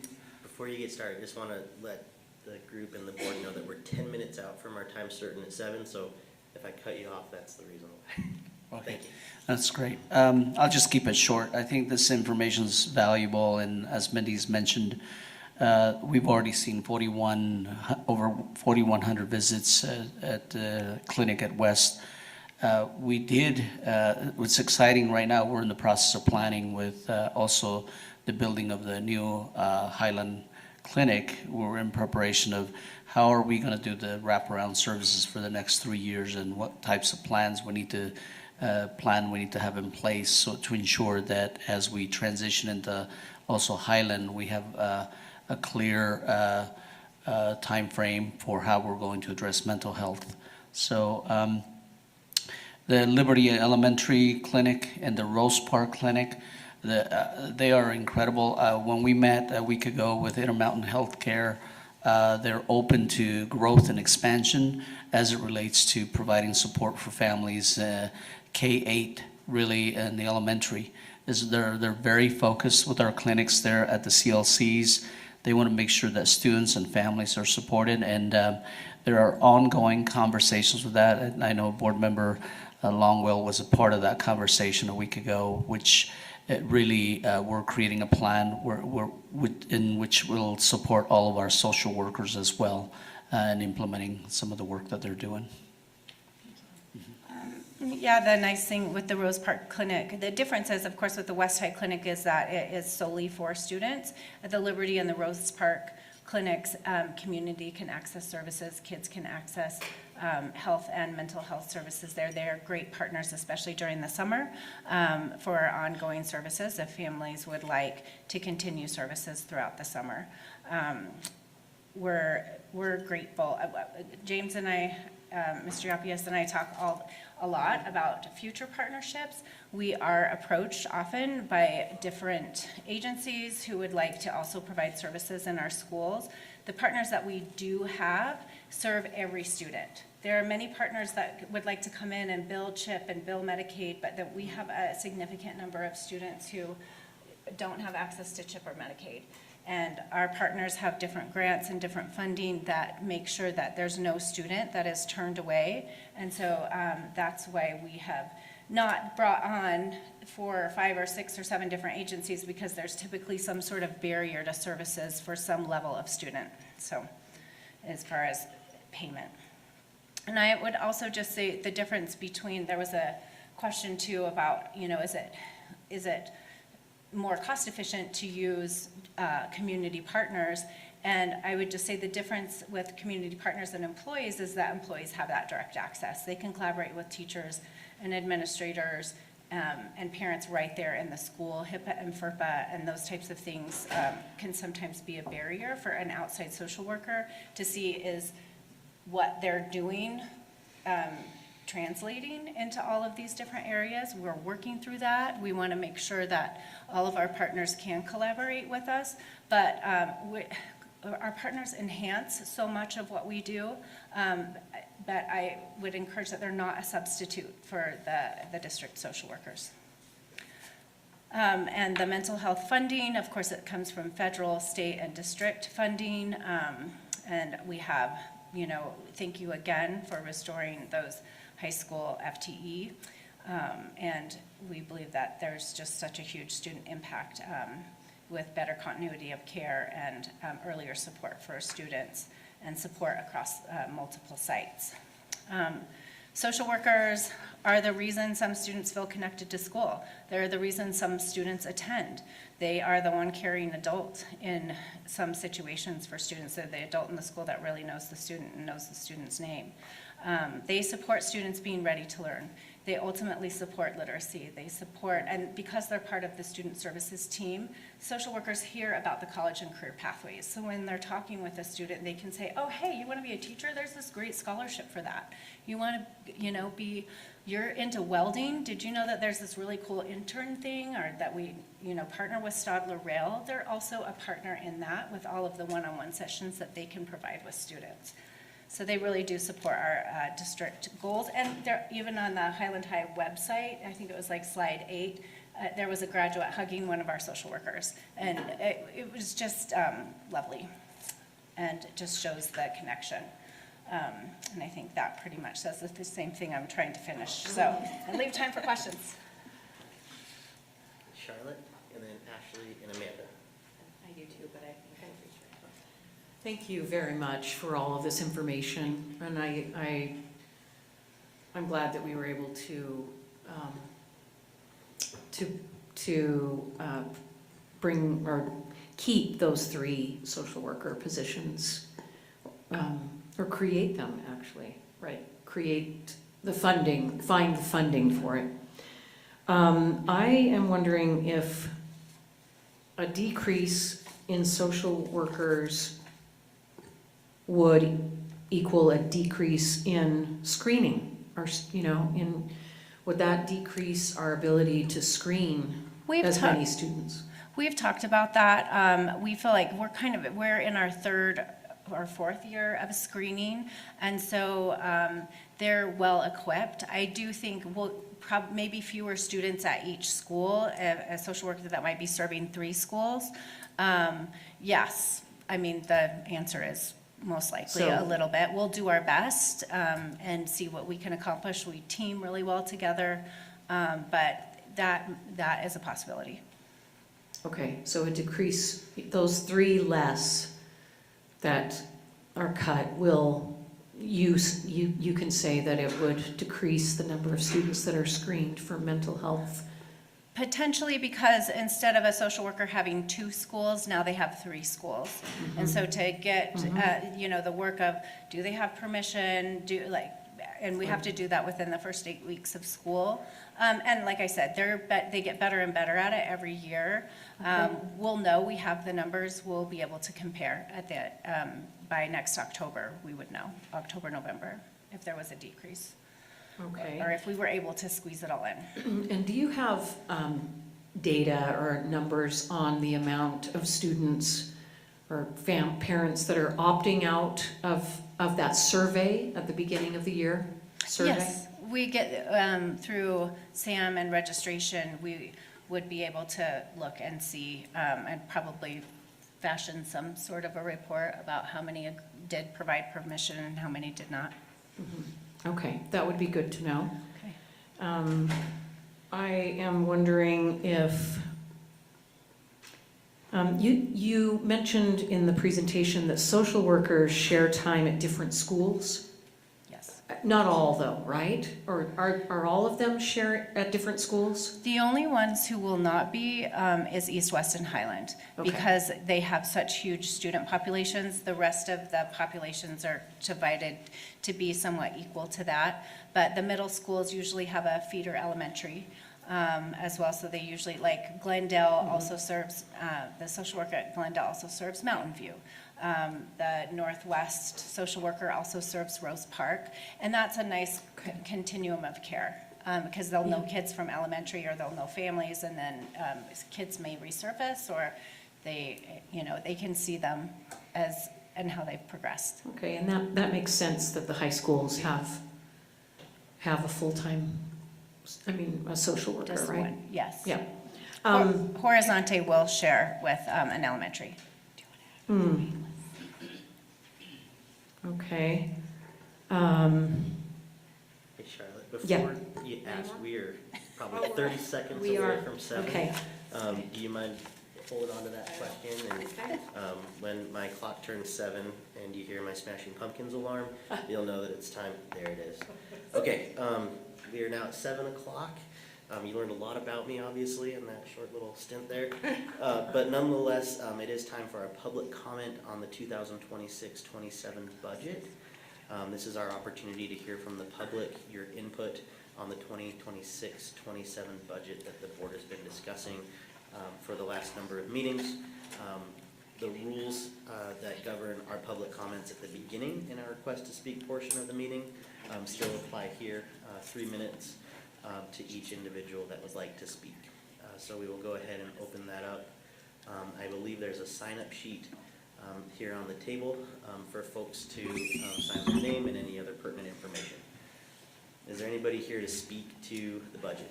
Dr. Buendia, thank you.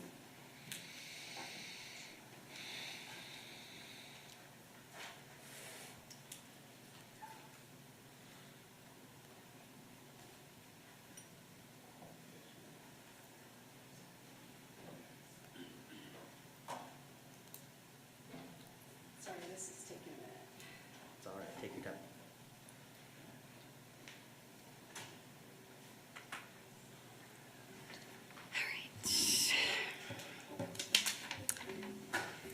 You re-elected by your constituents to prioritize the education, well-being, and success of students while serving as responsible stewards of public funds.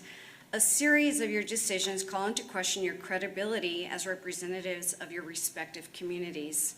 On January 9, 2024, the board voted 4-3 to close 4 elementary schools due to declining enrollment and concerns about the district's ability to sustain operational cost. Then, just over a year later, on March 4th, 2025, the board voted 5-1 to approve a district reorganization plan that provided 1 to 2 level promotions for existing district level administrators, increased the number of district level administrative positions and salaries. This raises an important question. How can the district justify expanding administrative expenditures while simultaneously considering cuts to personnel who provide direct services to students and families? The proposed elimination of any number of social worker positions is deeply concerning.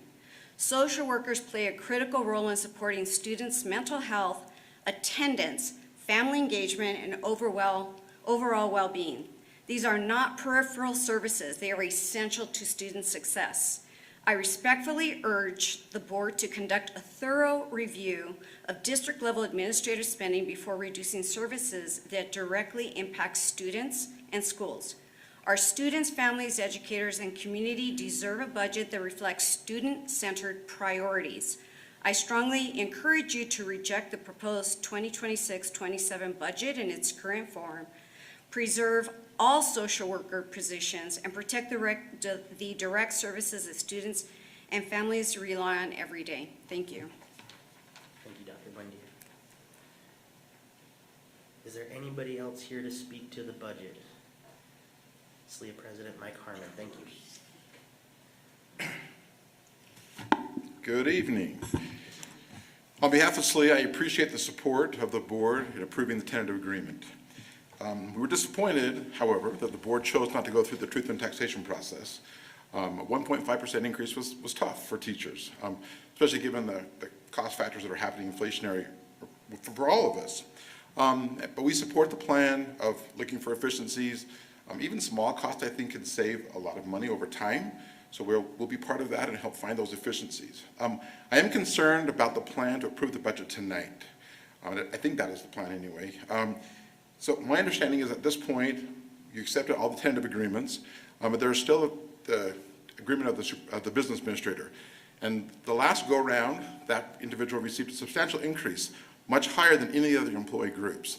And so with you approving a budget tonight, without that contract being approved, I am concerned about that process. So I would encourage you to get that process completed, approve his contract, and then approve a budget. Thank you. Thank you, Mike. Oh, Mike, don't forget to sign it, please. Thank you. Is there anybody else here to speak in the public comment portion regarding the 2026-27 budget?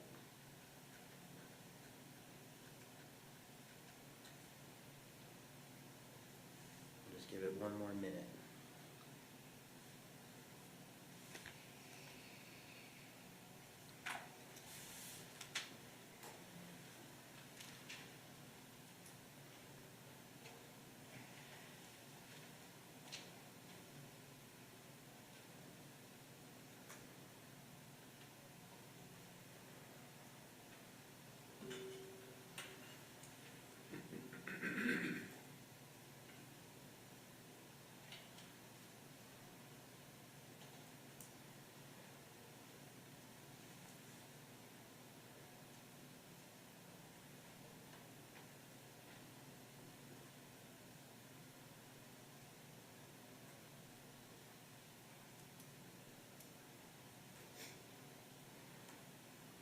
Last call.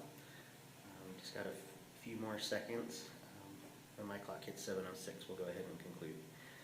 That concludes our public comment portion for the 2026-27 budget. Thank you both, Dr. Buendia and SLEA President Mike Harmon, for speaking to the budget this evening. We'll get back to our Q&A with Mindy and Melissa. Charlotte, I believe you still have the floor. Okay. Okay, let's see. Are there some counselors that are also social workers or that have those credentials to be a social worker in the district? We, so back in the day, and by I guess in the day that's probably 2 or 3 student services directors ago, the USBE changed their rules around licensing, and at one point, especially in the secondary programs, said we will not accept social workers anymore. They have to have a school counseling license. So a few were grandfathered in, many retired, but there still are a few at the elementary level. It's not as restrictive at the elementary level. They can be a school social worker functioning more as a school counselor. When they apply for the job, they're looking at a counselor job description, and so they're not necessarily doing social work. They're functioning as a school counselor, and we do have 3 of those who have been grandfathered in and they are at elementary schools. They're grandfathered in, but we're not doing any They're functioning, their They're- job duties are counseling. Counseling. Yeah, school So counselor. they're not allowed to do social work.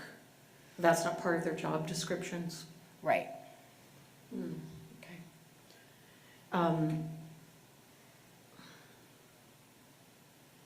And that was just a decision that was made. It was more, we would need, I wonder if Logan could speak to it more. It's state law.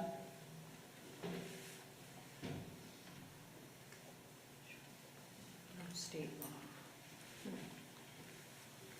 Thanks for letting me come up. No, recent state law, I believe it was 2 years ago, prohibits school counselors from performing certain duties.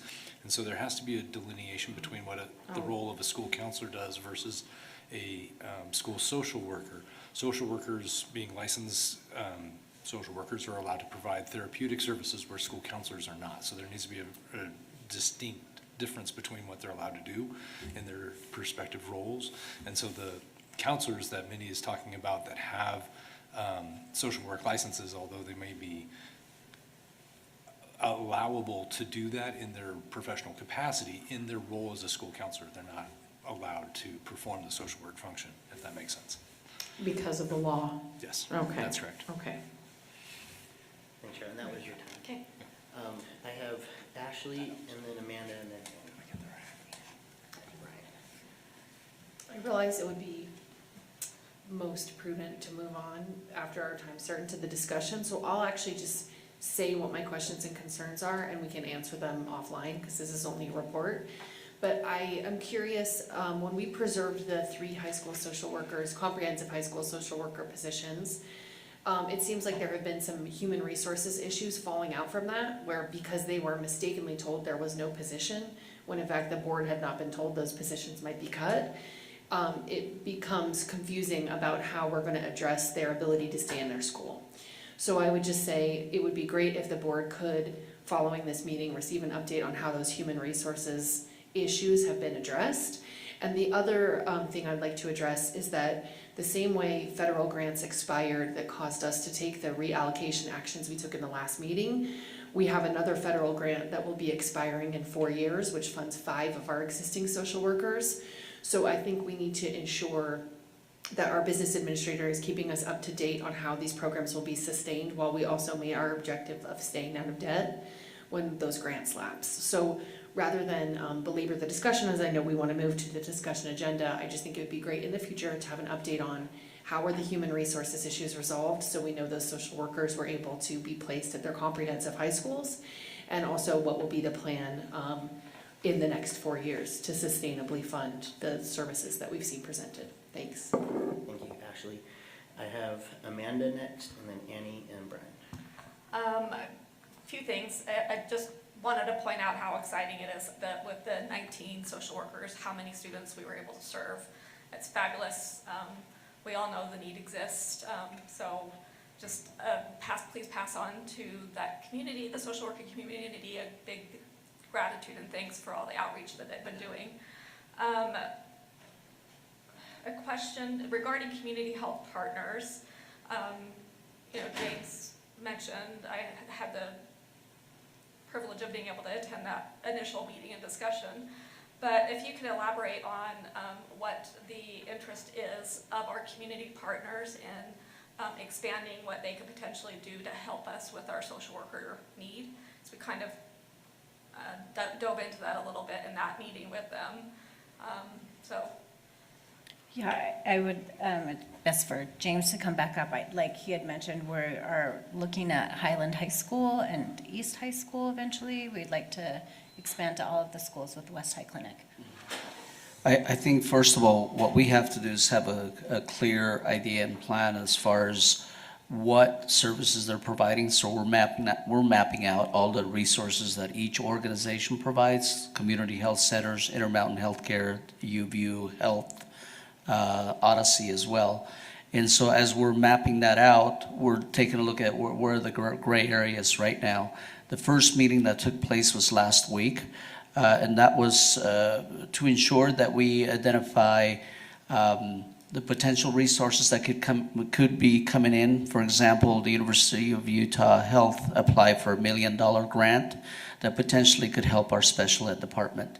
And so we're working with Aaron Anderson on that aspect of it, and which would include a half-time social worker through a grant as well. But there's still a lot of work to be done on that, because anytime they write a grant, we still have to go through the process of a clear memorandum of understanding, what our role will be, what the district's role will be, and certainly working with Christina to ensure that we're protecting our students with FERPA and HEPA as well, the University of Utah side.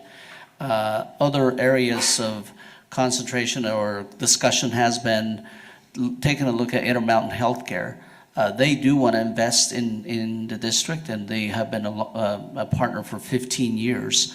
And they have already been working at the CLCs with providing services for mental health services for families. And those services also, they want to expand to other locations, but there's been conversations about telehealth as well, because they do have the possibility to invest into that type of resource. But before we do any of those services, we have to ensure that we also consult with our legal and see whether or not we can provide those opportunities for our students and families. In the last part, Odyssey has been interesting. They've been, as Mindy's mentioned, a partner for 25 years. They have the resources. They want to expand as well and provide resources in the Glendale area.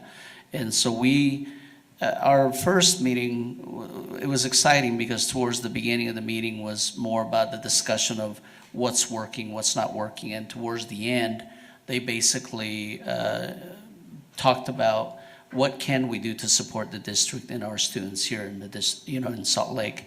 And they are open to new ideas, and that's where experts, Mindy and the social workers will definitely contribute. And I encourage you to continue to attend those meetings as well, because your feedback is critical for us. But I think we will see. Well, I would love to provide some sort of a report, probably next 2 months, back to the board on this, on the partnership side. But that's for discussion for us to still have. So. I have two more, but I think I'm about out of time, so I can save it for round two. I think you've still got some time left. Okay, I'll just throw them out there and then you can answer them. Do we have social workers in all of our schools that have behavior units? And then are we looking at ways to break down the direct access barriers that you mentioned that our partner social workers have, where district employee workers do not have that direct access barrier? So I don't run out of time. I can repeat if you need. Okay. No, on the question about SPED social workers, SPED does have a full-time social worker, and her name is Christine Kane, and as mental health is part of a student's IEP, she services those specific goals on the IEP. I think it looks a little bit different. Yeah, and it might be a behavioral goal, it might be a mental health goal. Do you have anything to add to that? Melissa provides a lot of support for Christine. So every school has a social worker. The 3 that have the BTU have the SPED social worker. And so then she's only assigned to those 3 schools and only sees the students in the BTU. Yeah. So the general social worker is still assigned to that school. Yeah. But the students with those IEPs have a specific social worker. And then you want me to repeat that last question? Yes. So are you looking, so you mentioned that there are direct access barriers for the partner social workers, where our district employee social workers do not have that direct access barrier. So are we exploring ways to reduce or eliminate those barriers, like, for example, compensating the partner social worker, like, I don't know, just some extreme number out, by $5 a week, so that they can be classified as a district employee to have the access to the direct access? Like, are there ideas churning to figure out how to break down those barriers so that that problem doesn't exist? I probably have to defer to HR regarding like how they could be set up in terms of that idea. And we can explore it later, but You just know, kind but I of feel- planting that seed of. We tried that, I think we explored that a little bit with West.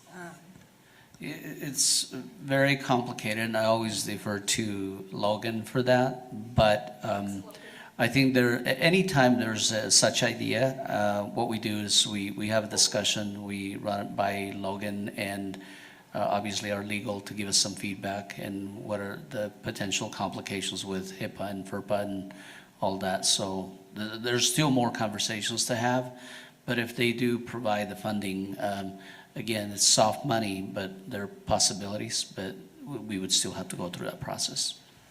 Thank you. And thank you for your hard work. I'm excited about this potential expansion of the community partners.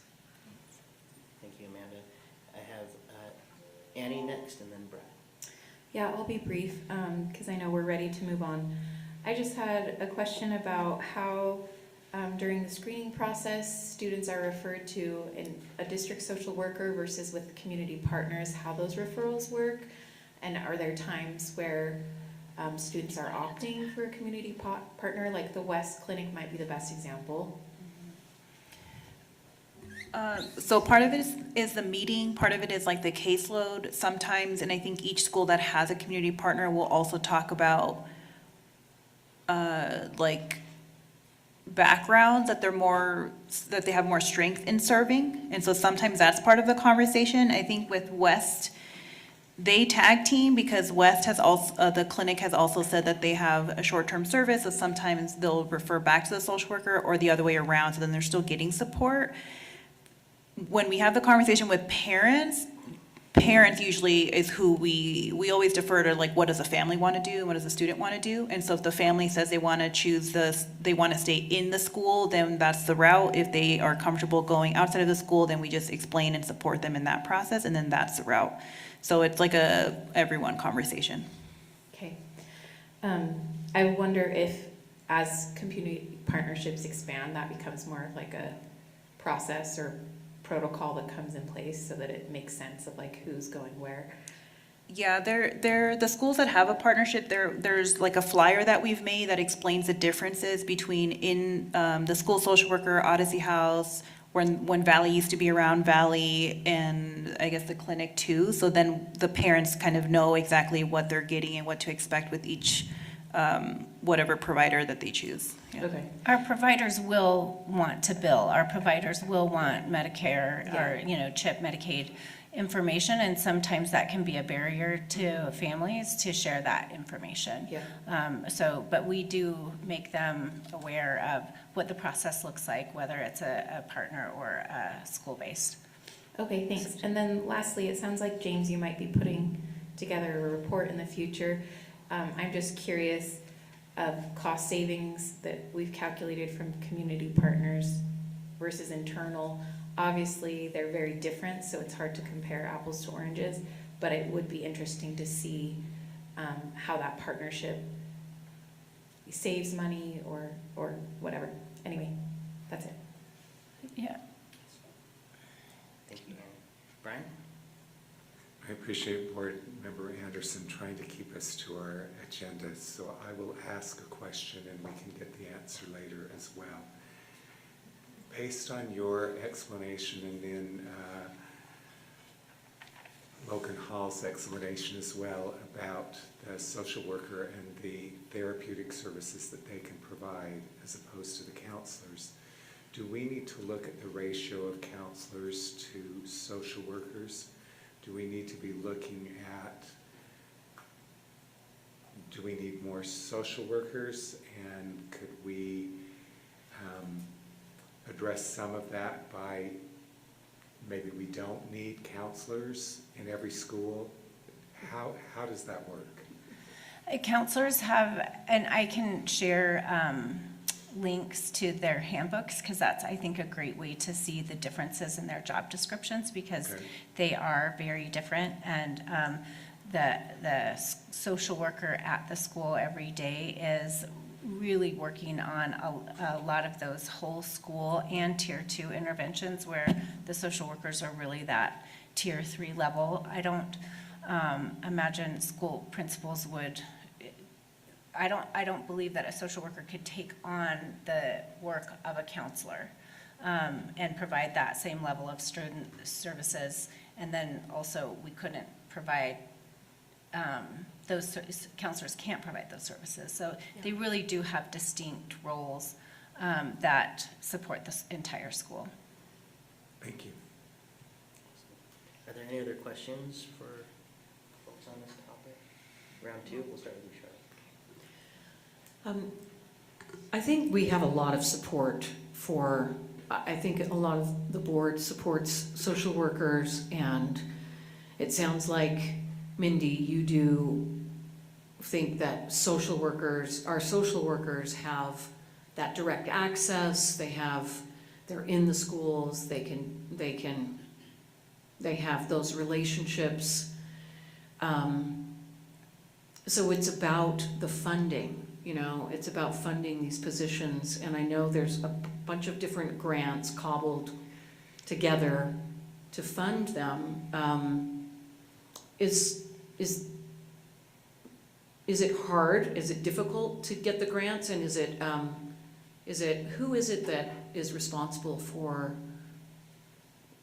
getting these grants for the social worker positions in The particular? specific social work positions, I work with Business Administrator Alan Kersley regarding those grants. Many of them are in the Utah grants system, and then we have different community grants and federal grants, and we rally the team and start writing grants. We gather data, we write those grants ourselves, so.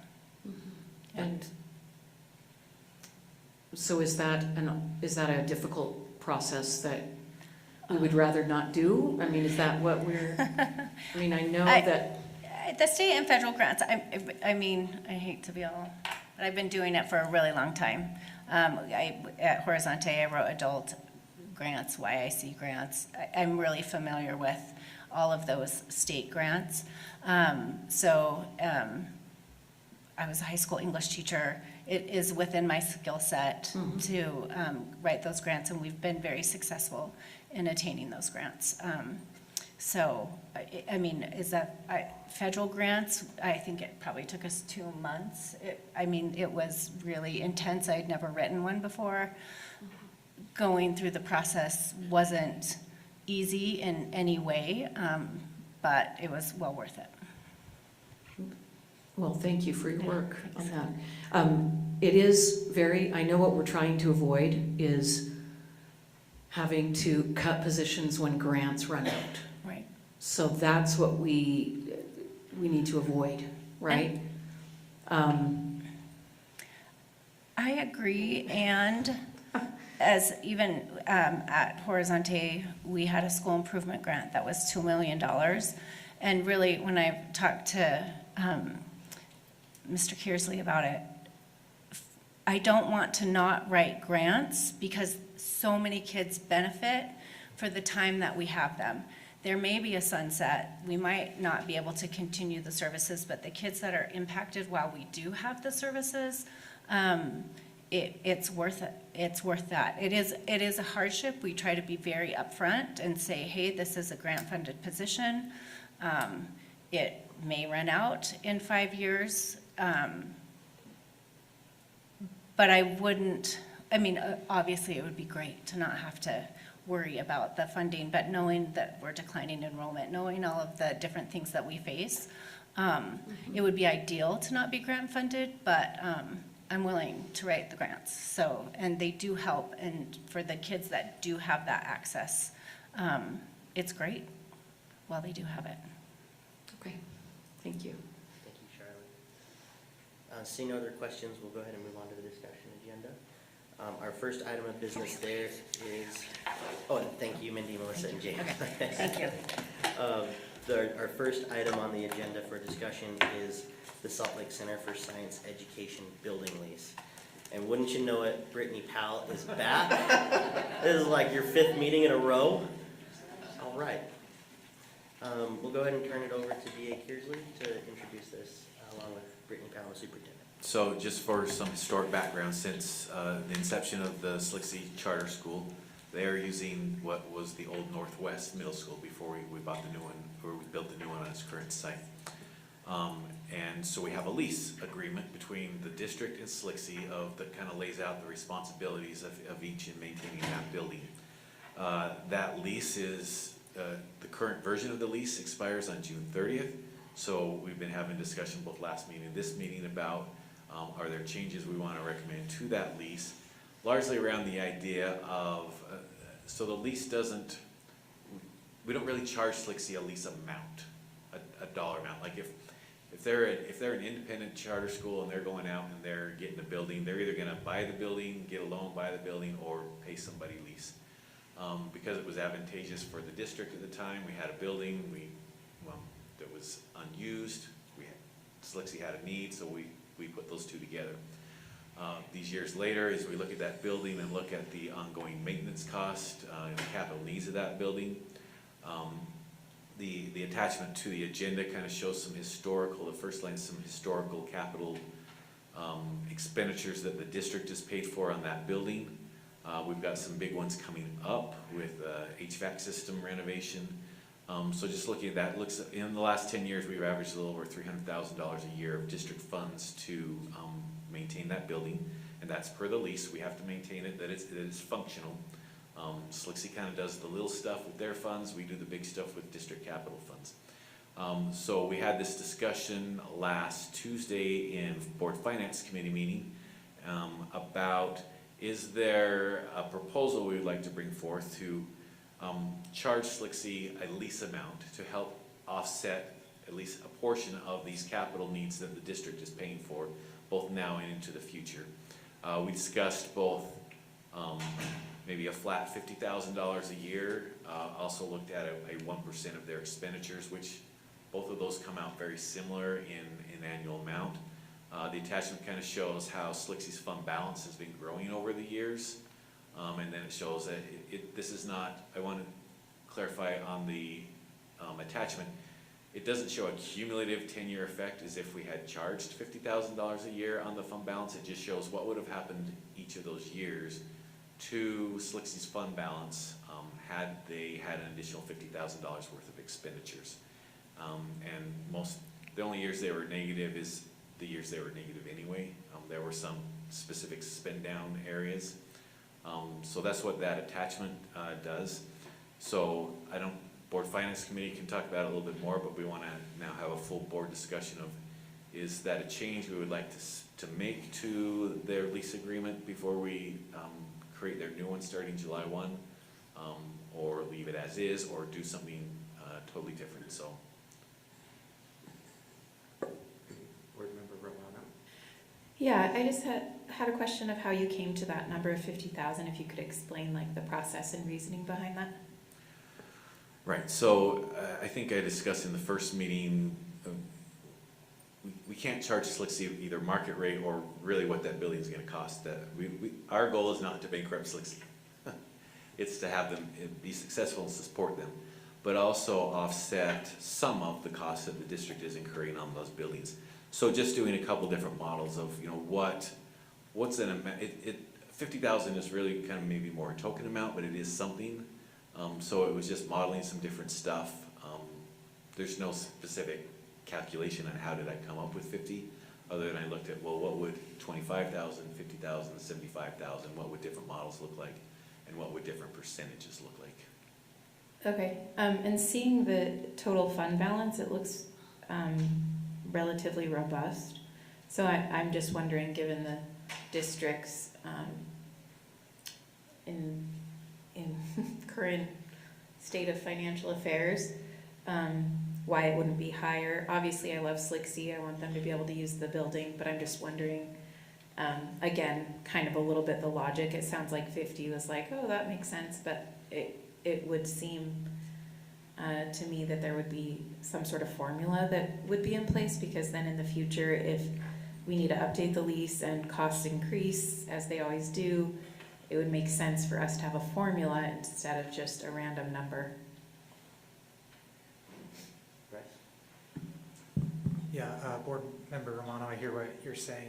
One of the things, we asked Alan just to start with a recommendation. I think you get that. One of the things I was concerned about is charging them too much to start with. That was a very big concern for me, especially because we haven't done this before.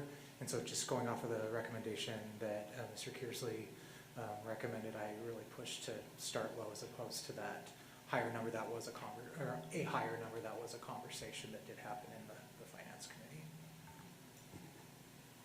So the dollar amount is relatively low, but the percentage increase is like. Yeah, I see that. And you mentioned doing 1% of their annual revenue, 1% of their fund balance, what was that? 1% of their annual expenditures. Annual expenditures, got it. And what would that be? It's similar to 50,000? So for last fiscal year, it would have been 46,000. Okay.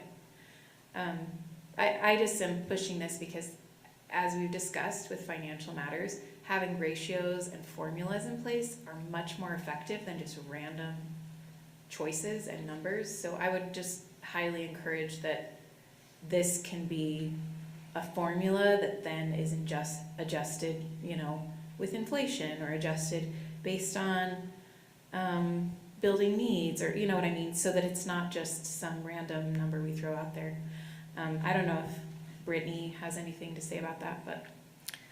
I had a very similar question, so that's already been addressed in terms of like what framework was used to come up with that amount. So I appreciate you clarifying that. I don't have a great answer. I do think an important thing to consider in terms of like the philosophical lens of this is what the board views the relation of like district-sponsored charters in relation to other district schools. So is the intent going forward to view SLCSD as a district school operating under a unique model, which is I think what the intention was when it was initially chartered, or as a separate entity leasing district space? And personally, I would hope we don't go to that path, because that's where I do think we're different than like what SPA was. I think in the past, boards have very much viewed SLCSD as a part of the school district.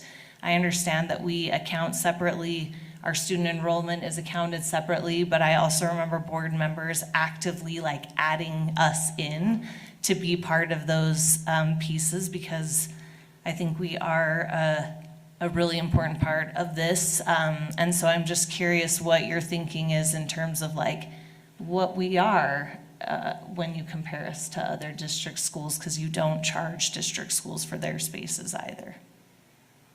Thank you, Brittany. Annie, did you have any other comments or questions? Yeah, my only other one was just that I had mentioned this in a previous board meeting. If we are going to go to this model, I would echo what you're saying. I would hope that it would be more like, oh, we're just cost sharing on this building because it's old, and not as much like you're separate from us and you're this independent entity leasing. But that being said, because Open Classroom is also a charter, it would stand to reason that we would also need to create a lease agreement with them. Thank you, Annie, you're just hitting like all my questions, because that was one of them as well. And then just something I think that relates to the question that you asked, and well, both questions, is were the other expenses that we incur that are different? I sent this in a follow-up email to you all. We incur different expenses than typical boundary schools, like we have to buy our own school bus, we pay our own bus driver, we are responsible for all the networking costs. So there are like big ticket items that is why it's really important that we carry a healthy fund balance, because when someone from IT calls and says, hey, 3 years down the line, this is gonna run you $100,000. Are you going to be ready to pay for this?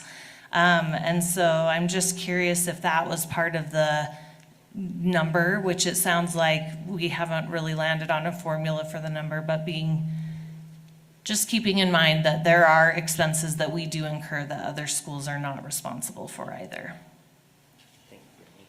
I did see Amanda's hand, or were you in response to? I was going to, just then as Ashley a member of the finance committee, give some response to your questions on both sides.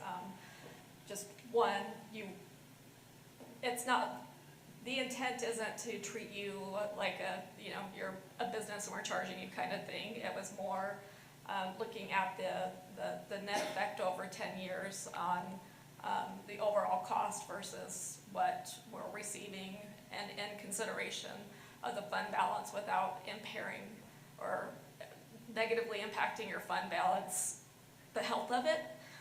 So that was kind of a lot of the discussion was ensuring that you still maintained a healthy fund balance, but then also trying to offset a little bit of what has been our average cost, as well as knowing that we have some anticipated surges coming, that we can't continue to carry this on our backs because, as is stated in about every board meeting, financially, we're running really tight, so we have to make hard decisions, and this is another area of a hard decision. The 50K number was brought as an idea, it wasn't brought as a concrete,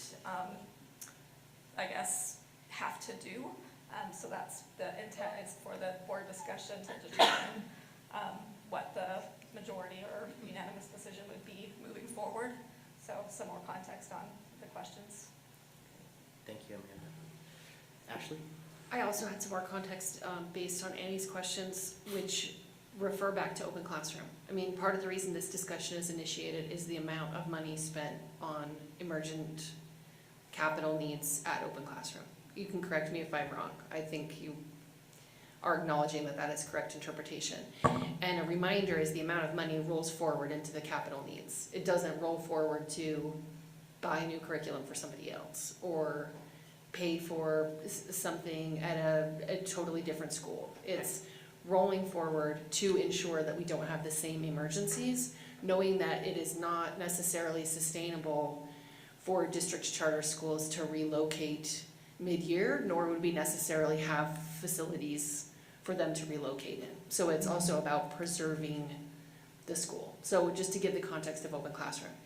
To your point about needing a model going forward, my follow-up question would be if Alan could remind all of us when the open classroom agreement renews, because we know we would have to do a similar thing. And if we are starting with this amount that is equivalent to a percentage, to see how it works so that we can then roll it forward for both schools in a sustainable way. Right. My recollection is the open classrooms, both charter and lease, expire next year, so June 30th, 2027. And how long is this lease renewed for in the attachment? So the attachment's still the old lease, but we were trying to recommend that the lease line up with the charter, and the charter was recently renewed for 5 years. So we would recommend that the lease be also renewed for 5 years. Anybody else want to speak? Charlotte or Brian? We'll start round two with you all. Yeah, I would just recommend that we're starting a lease with open classroom and with SLCSD at the same time.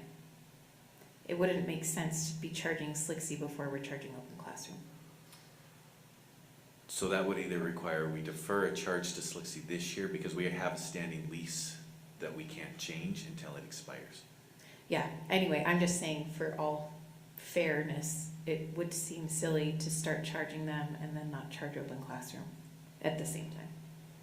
The challenge I see with that is we're beginning a new lease, so. Yeah, I know, but I'm just saying, would a new we? lease, and I mean, they've made this determination, so now with any leases that come up, that's when it would be initiated. You could choose to renew the lease for 1 year until we're aligned. I will just say one other thing to consider is the value added by having an occupied building that is, I think the Rose Park community is quite proud of SLCSD being there. It's a well-kept space.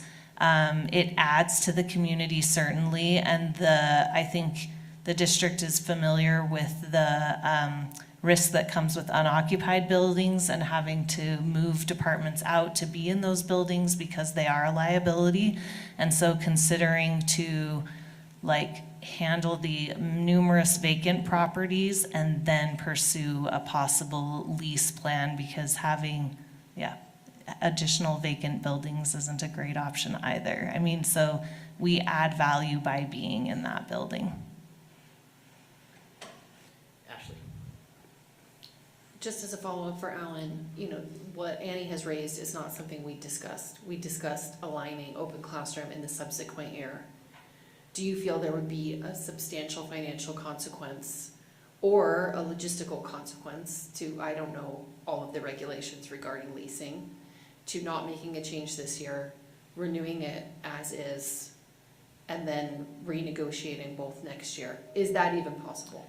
Yeah, I mean, we can just write in the lease again. We could do a 1-year lease. We could do, if think we want to do a 50,000 or a 1%, we could say year 1 is 0, year 2 is 1%, and then years 2 through 5 are 2%, and then that would line them up. So there's a lot of different options we can do if the goal would be to line those two up. And to follow up with my remaining time, the question becomes, this lease renews on June 30th, is that correct? Correct. And what that means is whatever decision we make, we would need to make that tonight. So we need to move this to the action agenda regardless and continue the discussion on the action agenda. Right, so the theory, whether it's action here or guidance, so we can put it on the consent agenda for our next June meeting. Will we have a consent agenda at the board retreat? We will have a consent agenda for our June meeting. Okay.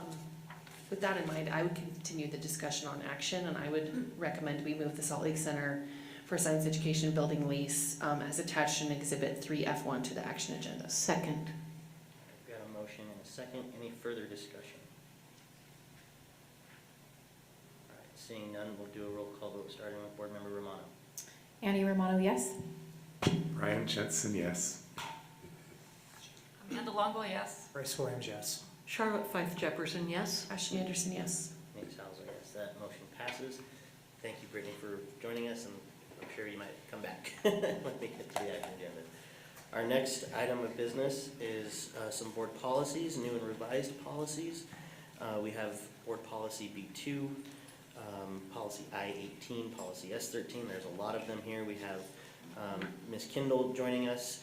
Is there anybody from the Policy Committee that would like to introduce this, or we just turn it over to Ms. Kindle? I would just quickly introduce this with the request of Christina Kindle to explain the family support, all of those requirements, because I think that directs a lot of what we're referring to here, and I'm not sure whether the other board members are familiar with that legislation. Okay. So if it's okay with you, Board President Salazar, I'd like to address Board Policy B1, Board of Education Legal Status, Responsibilities, and Ethics first, which goes to Vice President Jensen's question or comment. So Senate, in the last legislative session, they passed Senate Bill 232, which is regulatory impact on families. As part of that legislation, which applied to basically all governmental entities, it requires now that before the district adopt a new policy or taking other formal action under the school board's legislative responsibilities, that the local school board consider, and it says shall consider the impact of the proposed policy or action that the policy or action may have on family health, stability, and formation. So that's a requirement for every new policy. It wouldn't be required if we're just reviewing current policies. But as there are several new policies either on this discussion agenda or that will be coming up in the near future, the subcommittee discussed how it would be implementing that legislation. So as a subcommittee, every time there was a new policy, we discussed as a committee what the impact of the proposed policy was on family health, stability, and formation. And then you will see in each memo each board memo that's attached for a new policy,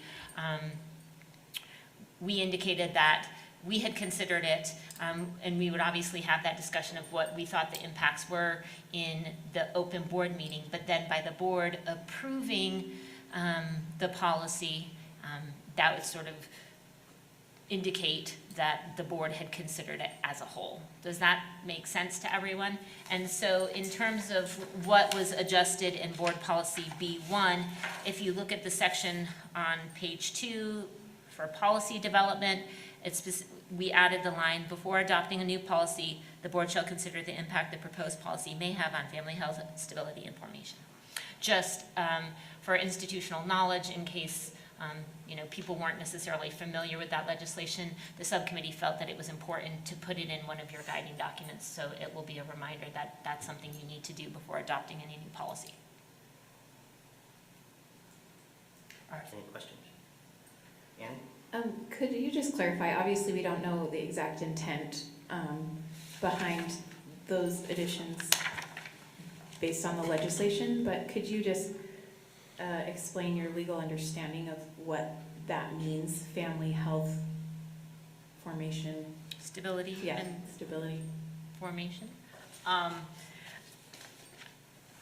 I think as we were discussing it, obviously it's going to mean a different thing to each governmental body. Obviously if you're passing water regulation, that means something different than if we're implementing a policy regarding attendance. So I think it's going to be a unique viewpoint and analysis based on the particular policy.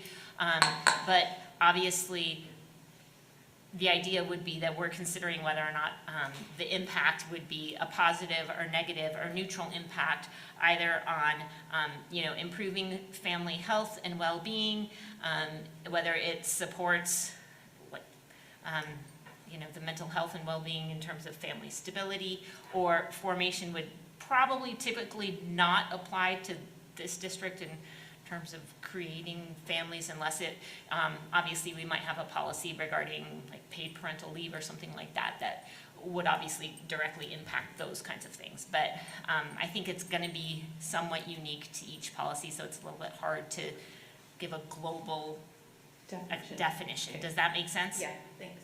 Thanks, Annie. Ashley?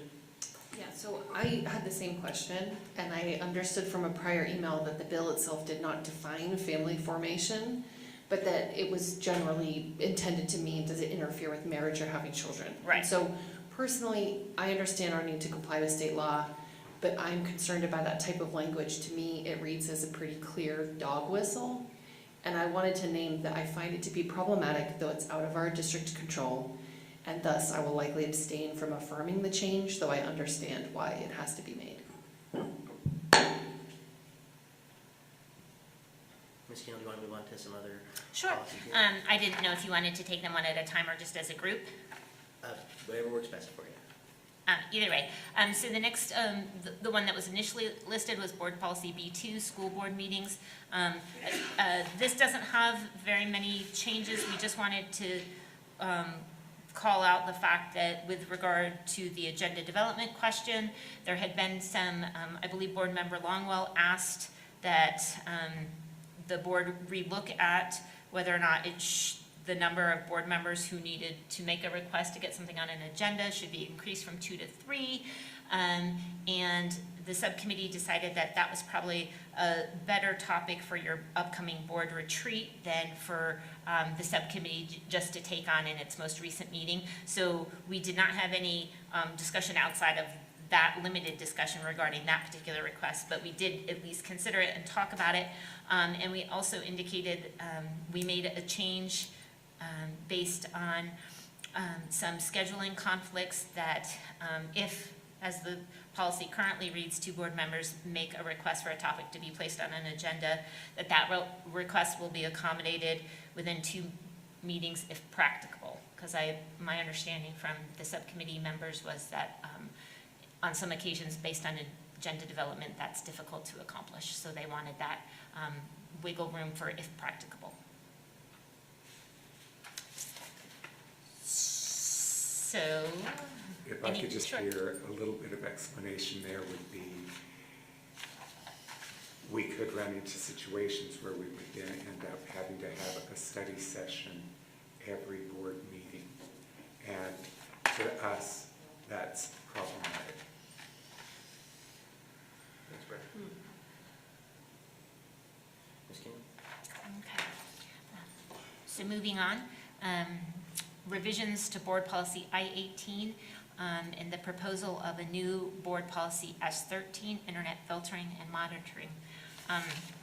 The separation and creation, well, the separation of the internet filtering piece out of I-18 and the creation of S13 is a direct result of Senate Bill 88, which is school technology amendments. As part of this bill, it does require a school board to direct the development of a policy. The policy is intended to allow, and before I go on, Sam, if I say something wrong, you can, of course, interject. The policy is intended to basically allow parents to ask for more stringent filtering and monitoring of their students' internet usage. So obviously we have internet filtering right now that's on all our systems that's intended to protect students from harmful content. However, a parent can make a request that their student only will be allowed to access pre-approved websites and resources. So that would be further limiting their access to not just what would normally be filtered out, but to specific sites and resources that had been pre-approved by the district. Obviously, that's going to be a significant undertaking for what here is designated as the district's technology committee to move forward and pre-approve all those resources and sites so that we would know what sites and resources parents could use. The bill also allows parents it requires the use of a parent accessible monitoring system so that parents can monitor their students' internet usage while at school. We currently, our systems allow that capability. We haven't turned it on yet. We will be working to have it so that parents, at the end of the day, hopefully can review their students' usage for the date earlier in that day, but it will not be real-time monitoring. We're not having real-time monitoring, but we will have a report that allows them to do that. The bill also requires that we create a complaint system in which people can lodge complaints if we aren't utilizing this appropriately, and so we've written something about that we'll be creating a complaint system and that enforcement of the policy can be directed to Sam, our Chief Information Officer. So, student use of internet, computers, and resources, I-18 currently talks about students, you need to be nice while you're using the computer, computer network etiquette, the things that a student needs to do. So this portion did not easily fit within our current acceptable use policy, which is why we pulled it out and created its own S13 internet filtering and monitoring. Does that make sense to everybody? Okay. G5, administrative procedures. As you all know, typically good policy development dictates that we do not change our policies or procedures while we're in the middle of a process. However, when we have legislation that mandates changes, we have to do that. So in this instance, there were multiple bills that impacted the G5 administrative procedures. And after discussing it with our associate superintendent, as well as our director of planning and boundaries, Brian Conley, and the superintendent, we made the decision to separate out the G5 administrative procedures into two, an A and a B. So the A administrative procedures cover boundary changes and school closures, or district like reconfigurations of grades. The B procedures covers everything that would happen after we had closed a building. The legislative changes that impacted what is now considered G5A is that we are now required to give specific notice to any parents whose children are enrolled in a special education special class, whose special class is being relocated if that relocation is not due to an official boundary change or a school closure. So if we just decided, we wanted to up and move, for example, an academic support class from Emerson to a different school, we would have to go through these notice provisions. It doesn't require public hearings. It does require, however, that we assemble all the parent comments and respond to each one and notice each comment. And obviously give a very specific notice at specific timelines to the affected parties. So that would be the changes that are outlined in G5A. In G5B, state law changed how the district is allowed to dispose of what would be a significant parcel, which is a significant portion of real property that has a value over $500,000. And dispose does not have what a lot of people would think of as being disposal, meaning to sell it or transfer it.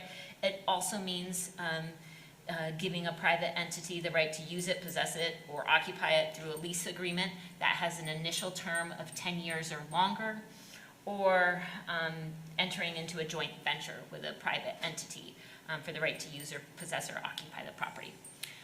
So dispose might still mean that we maintain ownership under this process. So if you look under the disposal of public property, statute now requires us to make a determination as to whether or not the property does constitute that significant parcel, and then it outlines various publication requirements and then various public meeting requirements and what the board would need to do in an open meeting before it could dispose of that property. One of the things that's important to note is that if the district were to declare the property surplus and dispose of, get rid of the property through the surplus process, those provisions related to disposal of public property do not apply. So it's only if we choose to not surplus it. Yes, Amanda? Board Member Longwell. So on the G5A, when we look at the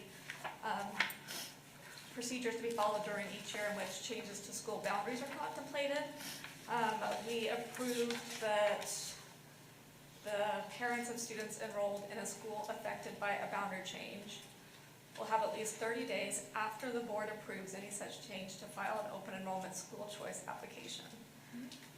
Then, and this is very sensitive to me, Okay. I have a child who is being served in a special class. The policy for relocation of special education special class boundary changes, the notification, the policy is stating that the district only has to let them know 30 days before that change is effective.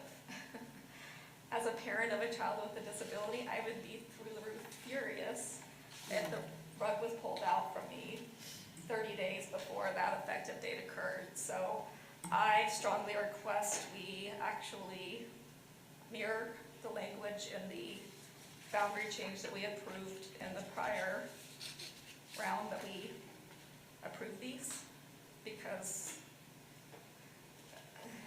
obviously it's a conservative approach, but it's not respectful of families and the realities that families go through when they're having to restructure their entire lives around the change. So I do not agree with that language at all. So I'm just trying to seek clarification. So on the boundary adjustment portion, it says at least 30 days prior to the board voting to change boundaries. There's all this language, and then, with a school closure, it's at least 90 days, so actually, it's F of section 1. Section 1F says parents of students enrolled. So after the board approves the change? Well, we have at least 30 days after the board approves the change To file an open enrollment school choice application. So that means that families are informed by that point. So the board has approved the change. And Right. then the approval has to be made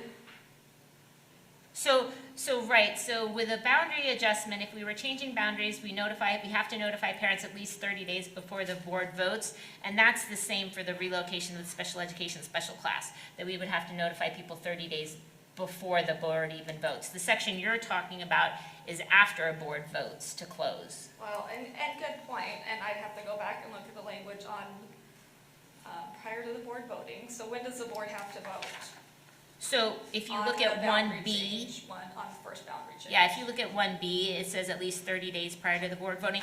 And of course, this is a minimum required by state law, so if the board wanted to extend that notification period, I'm fine doing that. I'm just trying to understand. Basically, I think that if a notice doesn't go out until 30 days before an effective date, and this gives that ability to have that hard line be there, it's not appropriate at all. It's not keeping families in mind, it's not serving our families properly, so it needs to be changed. It's not okay. Do you have a recommendation on what you think it could be changed to, Amanda? I'm gonna have to go back through this language, because I think when we're doing the school closures, we have to make our decisions. So we vote to close December 15th, and then we have 60 days after the vote to adjust the school boundaries. And so that would put that to February 15th. So I guess. But again, the relocation of a special education class, if it's part of one of those other two processes, it's gonna fall under those processes. So this would be a standalone. So with a school closure, we start the process 90 days before the school vote. So school closure is 90, boundaries would be 30 for regular boundaries, so you can choose. Those policies, so if we have a separate special education relocation, I'm saying specifically that we have to give families more notice than 30 days. Right. And I was just drawing the correlation to if we do a school closure. It's 90. Then February 15th, we have to, it says 60 days after we vote to approve. So if we have our final vote to approve is December 15th, then roughly February 15th is 60 days after, and that would be for you've got a look of confusion on your face. I know, I only have it because state law requires that the vote take place by December 30th, and there's no deadline or. We put a deadline on here. Well, the deadline's directed by state law as well. And we went more conservative. Right, so I'm just trying to understand because there's no date by which we'd have to, so I guess. I'm just reading out of the policy here. I know, I'm just trying to explain that, so we could move a school later than December, so I guess I just wanted to make sure that even if we chose to decide to move a special class after December, that maybe if what you want is 60 days notice or 90 days notice, that's just what we should say as opposed to trying to pick a date.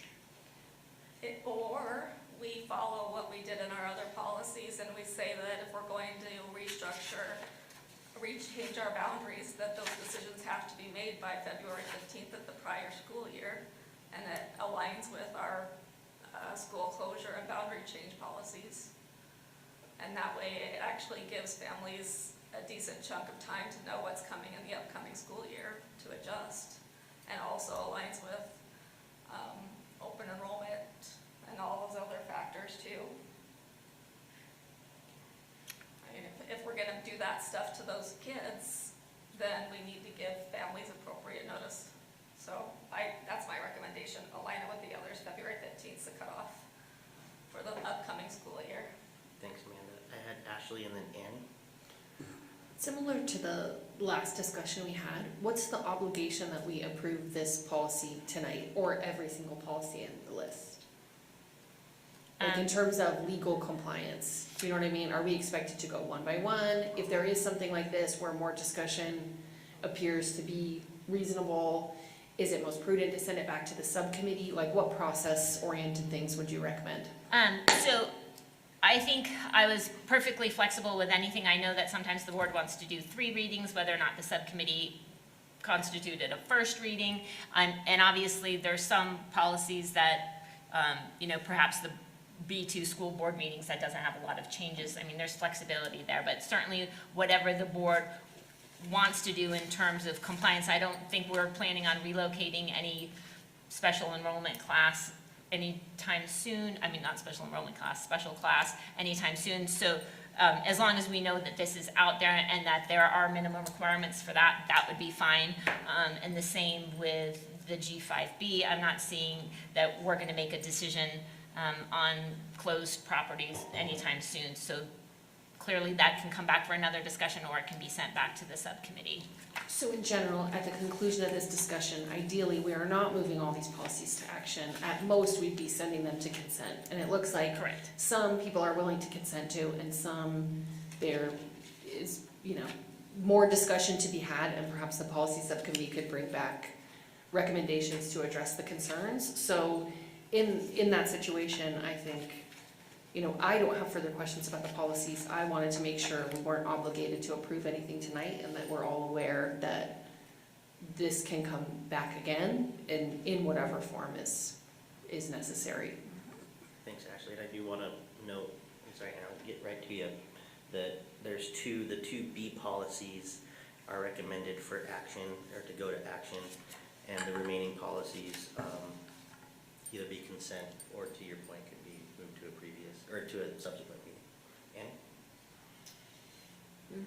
Yeah, basically I was gonna say the same thing. We could table and move to a future meeting those other ones and then just do the B ones today, or move the B for consent next time. And to be clear, my concern is G5A, not G5B. Yeah. So we can move B, in my opinion. Okay, so if I'm hearing the discussion correctly, it seems like the board could be comfortable to possibly move discussion agenda number 2A and B to action, and potentially G5A policy I-17 and policy I-18. We haven't discussed I-17 Oh, yet. you're right, thank you. That's Maybe we should still to do that come. first. But anyway, there's some flexibility. So, board policy I-17, emergency safety interventions. We had this embedded in our student conduct and discipline policy.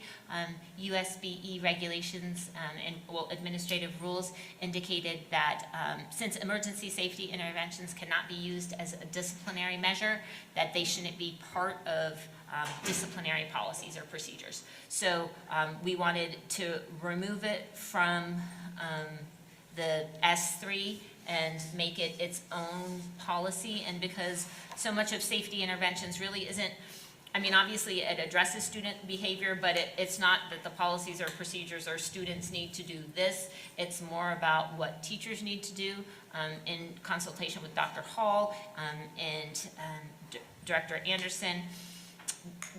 It was determined that an I as an instructional policy would be best. So we pulled it out of S3 and put it in, created a new I-17 policy. And there was recent legislation in Senate Bill 181 that addressed some emergency safety interventions. This is completely in line with USBE rules and all recent legislation.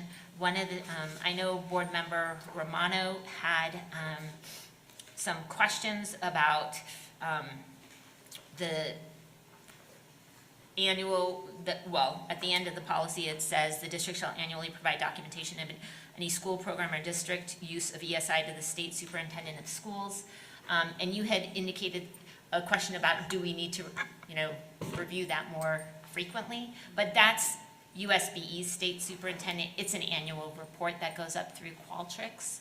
So it wouldn't be that we would be submitting information more regularly to the state. Yeah, it also says the district shall collect, maintain, and periodically review the documentation or records regarding the use of ESI. Mm-hmm. So I'm just wondering, in our practice, how often is that periodically reviewed? Is that annual as well? Oh no, that is, so teachers or anyone who implements an ESI is required to fill out the paperwork to document that ESI. And then we have a committee that meets every month and reviews all those ESIs. And that committee is under the direction of Dr. Allie Martin. Obviously, SPED, it has 2 administrators, parents, and teachers on it. So they do review it monthly. Okay, that's what I was wondering. Okay, Thanks. yeah. Any other questions, comments, or concerns?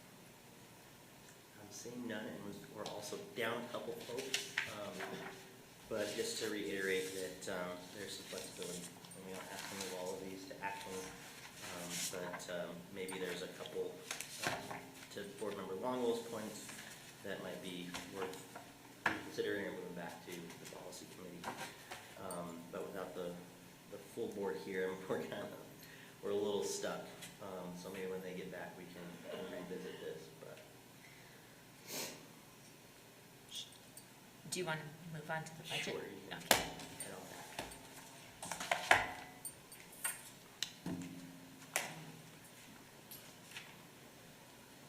Just take a quick break. Thanks, everybody.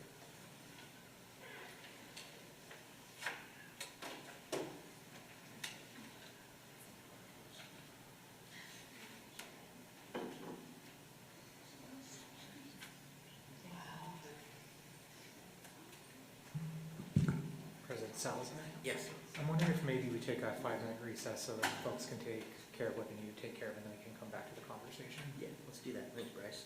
We'll reconvene at 8:18. Thanks.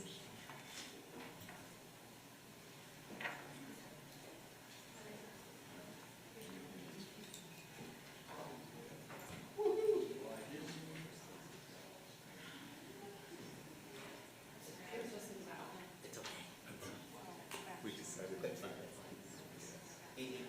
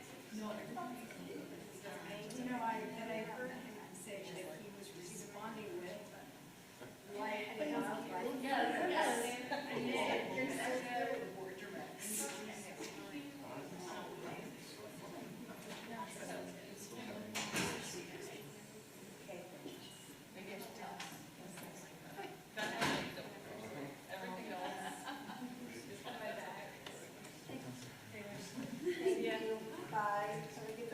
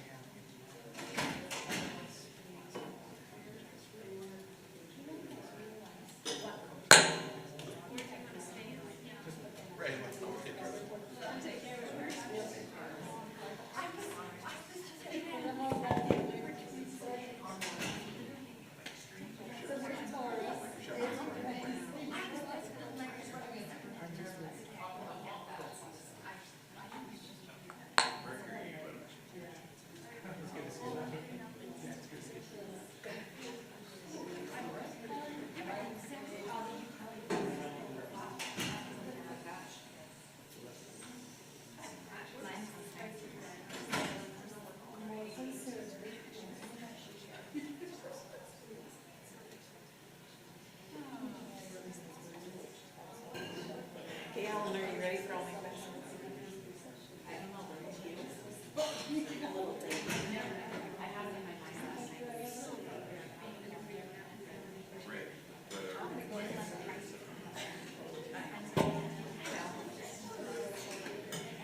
All right, board, if we could reconvene, that would be awesome. Thank you.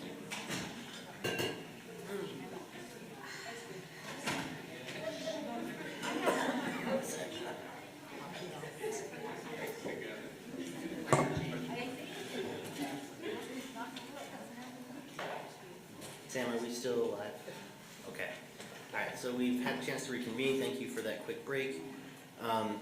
As was stated before we took that break, there's some flexibility as we've talked about tonight with these policies. There's a couple that we could probably move on and improve, and there's some that I think need a little more study to the points that you raised regarding G5B, if I'm correct, G5A. And otherwise, we could also consent to some of these at the next meeting. So is there a motion on the table or any direction that the board would like to provide right now? I make a motion to move board policy B2 school board meetings, and then revisions to board policy I-18 and the creation of board policy S-13. G5B, administrative procedure decisions related to district facilities no longer in use of school buildings, school closures. Board policy B1, Board of Education, legal status, responsibilities, and ethics. And administrative procedures and board policy I-17, emergency safety interventions to the action agenda. Is there a second to the motion? I'll second. Thank you, Bryce. Discussion. I would prefer that we keep G5A and G5B together, as they're all part of the same exhibit. Does that matter? I don't know. I mean, the motion's been made. Okay. That matters, I can pull it. Does it matter? Does it matter? Like everything's been seconded, but you could take a vote to withdraw it, or you could just vote on the current motion. What does it matter though? Like keeping them together. Okay, it doesn't matter, then you're fine. That's okay. All right. Any other discussion? Okay, and my only other, my discussion contribution to Amanda would be with G5A, would you recommend that go back to policy subcommittee? Thank you. Yes, and I recommend G5A to go back to the policy committee for reconsideration. Okay. Any other discussion? Great. Amanda, would you mind just restating your motion? Oh dear. No, that's really hard. I move that we move the following to the action agenda: board policy B2, school board meetings, revisions to board policy I-18 and the creation of board policy S-13. G5B, administrative procedures, decisions related to district facilities no longer in use as school buildings, school closures. Board policy B1, Board of Education, legal status, responsibilities, and ethics. And administrative procedures and board policy I-17, emergency safety interventions. And I also move that, recommend that G5A, the administrative procedures, district configuration, long-term school closures policy recommendation, go back to the policy subcommittee for reconsideration. I'll second. Any further discussion? Okay, seeing none, we'll do a roll call vote, starting with Vice President Jensen. Brian Jensen, yes. Amanda Wongwell, yes. Bryce Williams, yes. Charlotte Fife Jefferson, yes. Ashley Anderson, yes. Salazar, yes? Annie Romano, yes. All right, thank you, board. We will revisit that on the action agenda. Our next discussion agenda item is item number 3, budget. B.A. Kearsley? All right, so for the last several board meetings, we've had budget presentations on the different funds, different pieces of the budget, with accumulation last board meeting of the final budget. So the attachment for this board meeting simply has a link to the final budget book that is posted on our webpage. Again, a reminder that the budget anticipates adopting the certified tax rate, which is no increase in the tax rate. And so open for discussions on questions on the budget. And again, I wanted, so when and if we get to a motion, the motion language is in the attachment to the agenda. Okay, so I've had a lot of questions about this budget, and some of the public comments were in alignment with a lot of my questions regarding student services and focusing our general fund expenses and staffing on student-facing roles. So in previous meeting, I asked if you and Dr. Grant could establish support service staffing ratios for like the central office and structural support, etc. Have you done that? Yeah, so we haven't done that yet. We've asked around. There's no easy, hey, just grab this template and stick it in. And part of that conversation needs to be, we need to fully understand the roles of all these. I can't make those decisions in a silo. Like if it's in the teaching and learning department, I need to involve them. If it's in the school leadership, I need to involve them. So those conversations are still ongoing and will be for the next couple of months while we develop because maybe a ratio isn't feasible, maybe it doesn't work for certain areas, but at least some sort of methodology for determining those staffing levels. Okay. So it should be done in like the next 6 months or so? Correct. Okay. And then looking at the budget on page 57, can you explain why the expenditures under supporting services are increasing for next year compared to this current year, even though we will have a decrease in revenue and a decrease in student enrollment? This includes student services, instructional staff, general district administration, general school administration, central business office.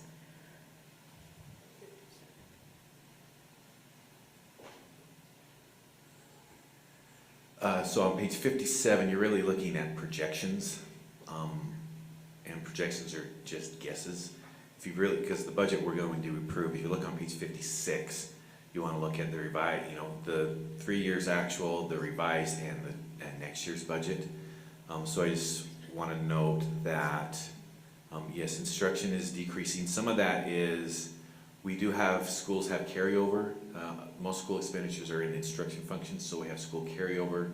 We assume that they're going to spend all of their money this year that they've been allocated, but we know historically they do not. So those funds will carry over. We have under expenditures in different programs. But if you look at, support services for students for the 26-27 year has a slight, about $400,000 decrease. And then for instructional staff, that's about a $2 million decrease. And then you get the rest of those who are actually increasing a little bit. Those increases are mostly due to step and lane costs and inflationary costs for utilities, increase in water rates, sewer rates, electricity rates. There's no new additional expenditures in there that we're budgeting for. It's just those step and lane increases there. Okay, and those step and lane increases apply to the central business office, so like the district office employees as well as all of the teachers and school administrators? That is correct. Okay. My next question, sorry, gotta go back. So given the projected $17 million deficit this budget proposes, why was the full board not notified or consulted previous to the March deadline about the need for significant staffing cuts, primarily in district or administrative roles? Because the staffing cuts that were made, we weren't aware of, and those were towards student-facing roles like teachers and social workers. Right, first of all, I want to clarify, so the teacher cuts are based on the board-approved formula. We have an estimate of how many students we plan on having with the board-approved student-to-teacher ratio, and that's how many FTE that generates. So if we currently have more FTE than that, then there's a reduction for teacher FTE. And as was noted with the social workers, those were funded by grant fundings, and those fundings expired. So the thought was, well, the funding that was paying for those went away, so those are the positions that go away versus other positions. But now we're looking at this $16 million deficit. So we do have to have 16 or 60? 16. Okay. It didn't increase, 16. And I do want to note that that's kind of a worst case scenario. We conservatively estimate our revenues, and again, we do have our under expenditures and carryovers, but we still have a significant budget imbalance.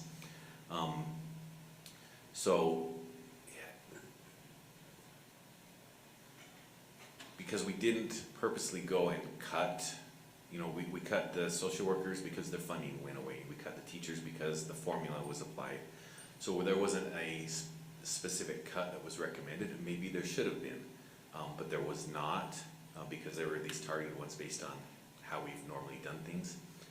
So there wasn't a discussion with the full board of, hey, let's look at this classification of employees and look at reducing them to help bring our budget into balance. Now, is that a discussion that maybe we have over the next couple months to make sure that this is a blip and not a long-term trend? Yes, I think that's good feedback to have from the board. Yeah, I generally feel like that was a big oversight. Obviously, this is my first budget cycle on the board, but I was not aware that we would have cuts proposed or completed of RIFs previous to our approving the budget. I assumed that we would be notified of those, so that was my misperception of the process, but I definitely think that we need to discuss that for future budgets, because it doesn't make sense if our main cost is staffing and we're not even giving input when the board's main job is the budget, or one of our primary jobs. So it doesn't make sense for us not to be discussing strategic right sizing of not only schools, but in administrative roles. So anyway, I'll just say, I think I've conveyed this, but I am upset by that timeline. I just don't feel like this budget reflects a methodical approach of board input and priorities that are reflected in these numbers. I don't think it reflects that. I think it reflects like, oh, well, that grant went away, let's cut that, and then here we are looking at this with a $16 million deficit and asking to approve it. So I'm not comfortable, as the budget stands, to approve the budget as it is. Bryce, and then Ashley. Yeah, I had very similar questions to Board Member Romano. I don't need to rehash those out. One of the things that I do want to say is I do appreciate the work that's gone into creating the budget. Alan and Christy Hart, I really, really do appreciate that there's been ample time to ask certain questions and opportunities to come in small groups, and I appreciate that that was an opportunity. One of the things I am frustrated with and need to bring attention to is that the board asked for a zero-based budget process to happen with district-facing, or excuse me, not district-facing, but district positions. I don't believe that that has happened, or it has not been completed, and it makes me very reluctant to either vote yes or no on the budget. I'm kind of leaning to an abstention or possibly a no, because that has impacted where we stand right now, and I think had that been done, we would be in a better place right now. Thanks, Bryce. Ashley? I share both of these perspectives, and I think that I've had a difficult time with the budget for similar reasons. I also specifically have been disappointed that we haven't fulfilled the directive from the Finance Committee to complete a zero-based budgeting exercise for the district office to be commensurate with the kind of cuts we're expecting schools to make. And as one public commenter pointed out, there was some opposition on the board to reorganization and the addition of administrative special assignments along similar grounds. And so these past decisions and a lack of action by the superintendent in completing the zero-based budget leaves me feeling concern about our ability to address the growing deficit. And I also don't feel particularly confident that the organizational structure of the district office is prepared to support the kind of changes we're going to need to get out of debt. But to that end, I would also draw renewed attention to the letter from the Finance Committee last December, which asked us to draw regular and more careful attention to the budget, anticipating some of the reductions we're talking about now. With these concerns in mind, I also recognize that the business office does a tremendous amount of work to balance the actual figures themselves. There's like the values discussion and the educational discussion, and then there's the actual math. And they do conduct a clear process that aligns with numerous local, state, and federal requirements. And I'm concerned that it's also not prudent to reject the budget at this point in the year, when the alternative would be in 2 weeks' time, when we're obligated to have a budget in place, that we're essentially asking for a number of RIFs without any kind of notice to future employees.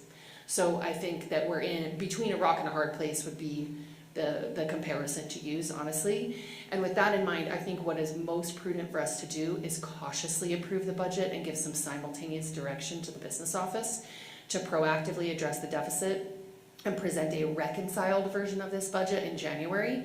And there are 4 things that I think we should suggest. The first would be to return to a past board practice of having a budget update every meeting so that we have fewer surprises than we had this year. The second would be to ensure we have a revised district office staffing plan by January of 2027 to meaningfully respond to the ongoing directive that the superintendent complete a zero-based budgeting activity for the office, and that would exclude student-facing roles. The third would be a goal of reconciling the budget we approved tonight with a reduction of up to $5 million over the course of the fiscal year by keeping pace with attrition, addressing lapsing contracts, and evaluating other shortfalls which could be addressed. And the last would be a commitment of us to no new positions in the district office until we were out of debt. So I'm suggesting if we were made concurrent directives like these, we could avoid not having a budget, making the taxpayer the scapegoat for our poor organizational planning, and making sure future tax increases don't only fund inflation, but they fund specific needs like salary increases. So that would be my suggestion. Amanda?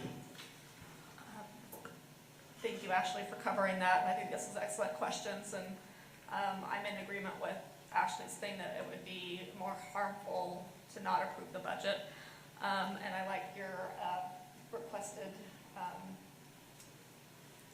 suggestions. I would add to that is there's been some concerns that I've had with how we are tackling the budget as well. I know it seems like it's a process that's been in place for quite a while, but an additional request would be that we add this to a study session in the future, so that we can analyze how we're approaching the budget cycle and having these conversations and questions so that we can all feel comfortable with when we get to this point in the process that we can more comfortably approve the budget. Because I know, yeah, like what has been stated, there's a lot of effort put in by you and your team getting it to this point, and these offers for one-on-ones and the finance committee and everything. You're putting in the work for sure. But I think that if we revisit how it's being approached through the months and through the year, that we can adjust it so that we all feel comfortable when it gets to this point. Brian? I appreciate those comments, and in the past I have said, that I am looking to the Finance Committee, and I appreciate hearing the concerns that the Finance Committee are raising. Ashley is the senior member on the Finance Committee. You've been there since we joined the board. I've been on the Policies Committee since we joined the board, and the perspective that you bring, I think, is really valuable because you've been looking at it for the last 3 years. So I appreciate your outline of how to navigate through some of these really challenging questions. I don't know if we're going to go into a second round. I would save a comment there if we do, but I'm trying to keep this moving along. Are there any other comments in the first round? Seeing none, we'll jump to the second. Annie? I recognize the harm of not passing the budget. I do think my frustration lies in the fact that I think these conversations have been had, and the lack of action that has occurred in terms of educational and staffing priorities is upsetting. And I do think the budget office and everyone is doing great math. I'm sure you're brilliant. I don't understand it. I just think like the time to tackle a deficit is now. Like, I don't think our enrollment's gonna go up, our revenue's gonna go up. I am uncomfortable as a taxpayer, as a parent, as a citizen, to be like, oh sure, let's just pass a $60 million deficit when it's our responsibility to make sure that we are having a healthy enough fund reserve for emergencies. So yeah, that's one of my main things. I guess my last question to Alan is, Oh, that was the, I'm sorry, we're now in the second round. okay, sorry. My last question to Alan is, given the projected deficit, what actions are you taking outside of staffing categories? I know that's our main cost, our main expense, but what else are we doing to decrease? Maybe it's in building maintenance, maybe it's in other costs. Right, so again, as noted, staffing FTE is 89% of our budget. So we can't close this budget with ignoring the staffing. Yeah. Just want to know that for next year, we've already eliminated 16 FTE, and we'll continue to address anytime a position is vacated, that position gets reviewed and discussed, and can we take those duties and spread them amongst other people? So we will continue to have those discussions.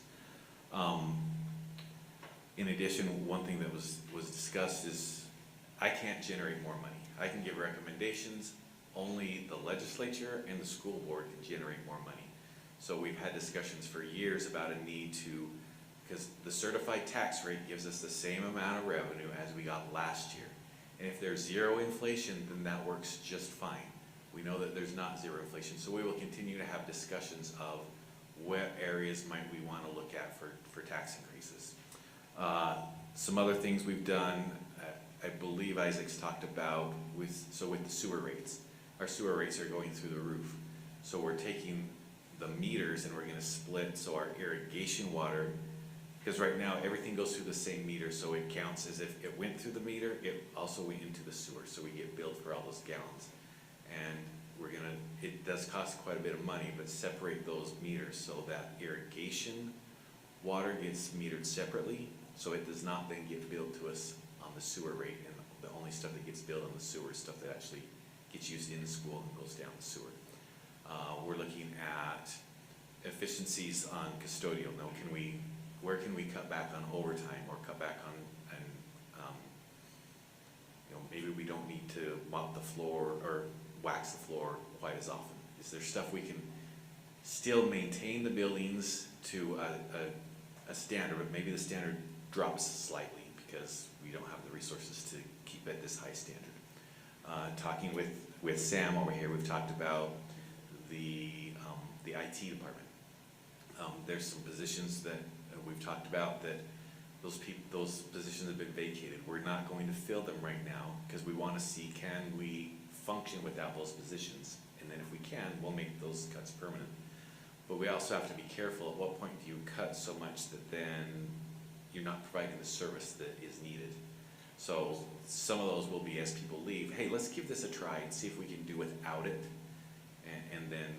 And we can have those conversations before we make it permanent with the board. Say, hey, this is what we're trying, this is what we're doing. I do think we need to look at, as our student counts keep going down in our schools, we need to look at our administrative allocations. We last looked at them back when the board requested that there at least be a 0.5 FTE at every elementary school, and maybe that's not the correct model anymore. We need to review that as well. So those are some of the things we're looking at. Sorry, you stated that there were 16 FTE. Are you talking about for this proposed budget, 16 FTE have already been cut, or are you talking about for the next? Okay. Not all of them are reflected in the budget because some of them we didn't know about when the budget was built. These are, again, people who have said, hey, I'm retiring at the end of this year, and we're like, okay, we're not going to replace that position. Okay. Amanda? I do want to point out that we also have direct control over our freeing up finances through how we handle the closure of where the schools are closed, and whether we let those buildings go and acquire the money from it. And then we also are looking at future school closures. So obviously both of those play into what we can do to help our budget in the long haul as well. And then Ashley, I'll toot your horn if that's okay, if you're not going to go into it, where you're advocating to address tax increment financing and how it substantially negatively impacts our bottom line, because I think in the proposed budget book, TIF is now 41 million. The 41 includes both the charter school piece and the TIF piece. The TIF piece is about 36. So, but yeah, like it was mentioned in prior board meetings, if all those entities weren't taking our property tax money from our children, then we would have an extra 36 million, and we would be, over 17 million in the other direction.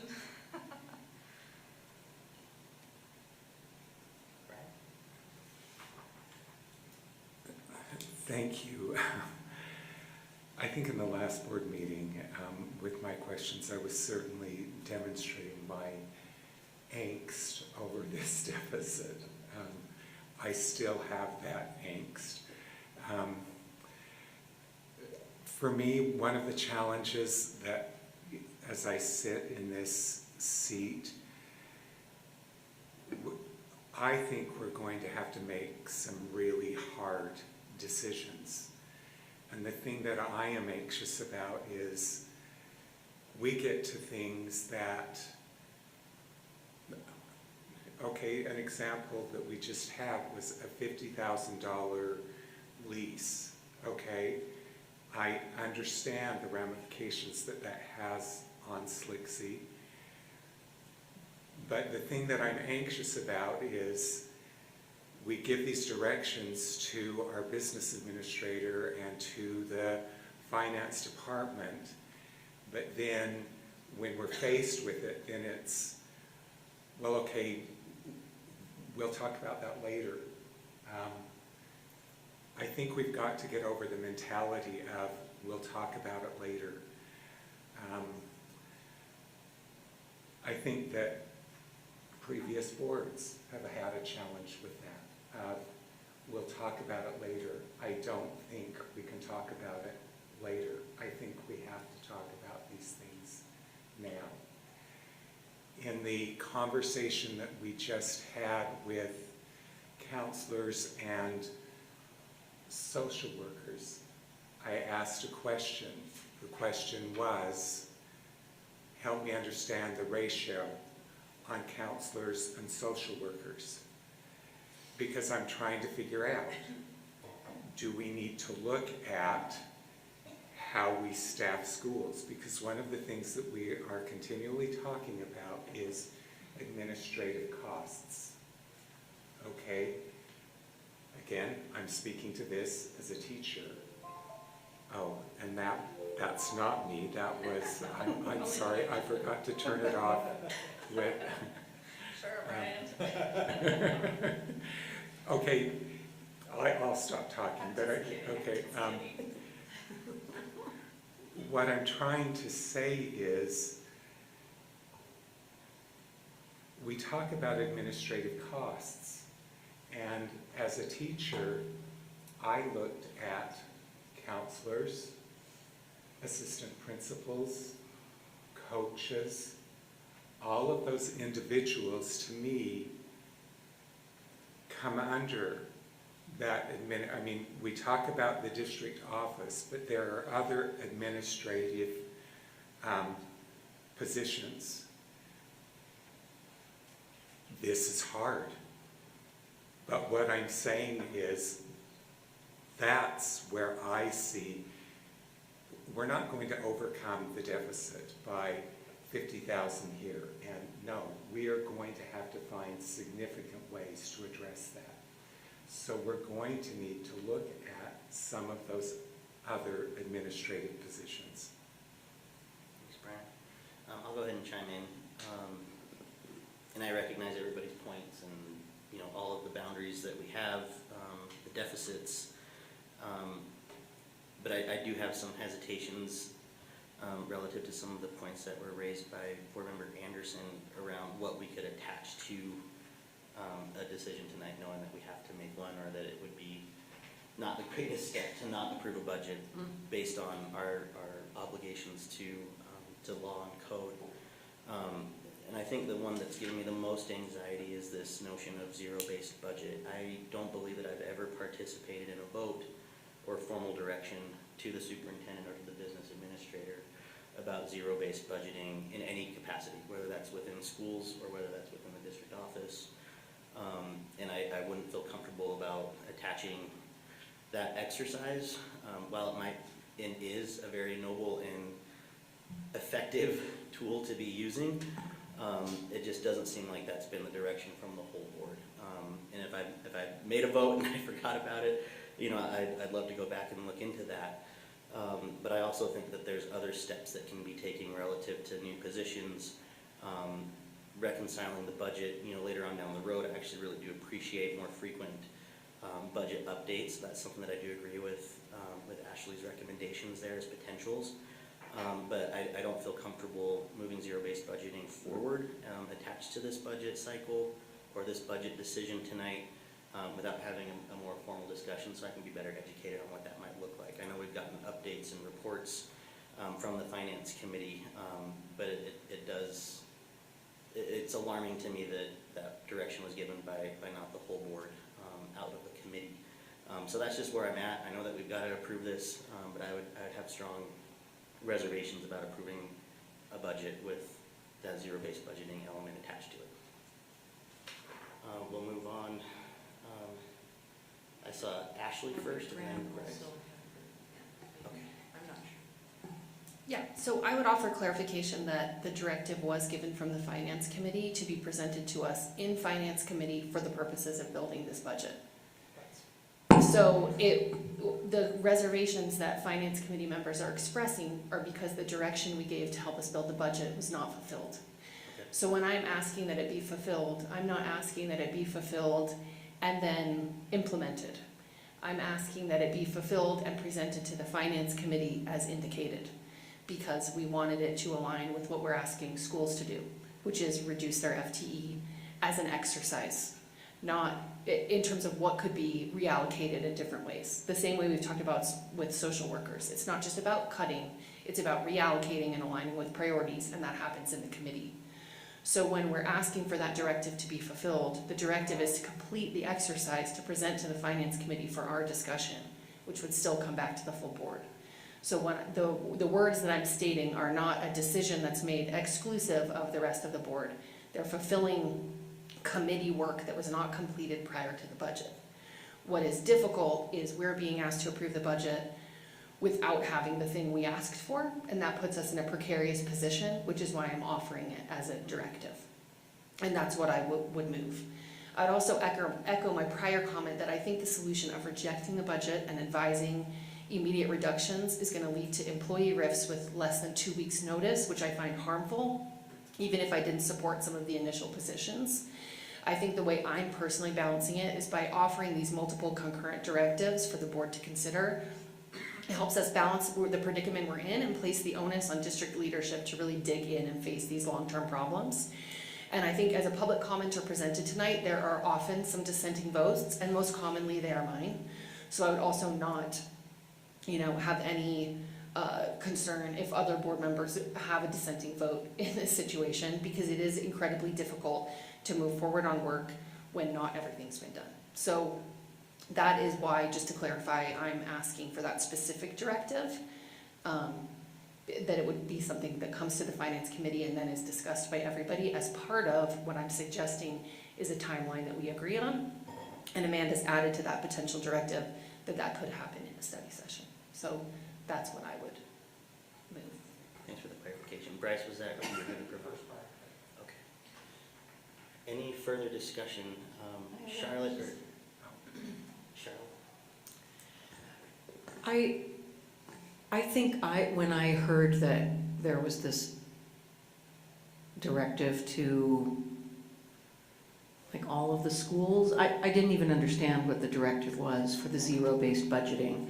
It was kind of a surprise, and when I heard about it, I was like, what? Wait, did I miss something? Yeah, so I felt that way too. So I think communication maybe could have been a little bit better on that. That's all. Thanks, Charlotte. I've got Brian and Annie. Brian. I would just interject, I thought that the suggestion that Ashley related to Amanda's comment about a study session, it seems to me like that would be an appropriate place. Okay, we're looking at the budget, but then we're also talking about the zero base. I mean, to me, that would all tie in together. Does that make sense?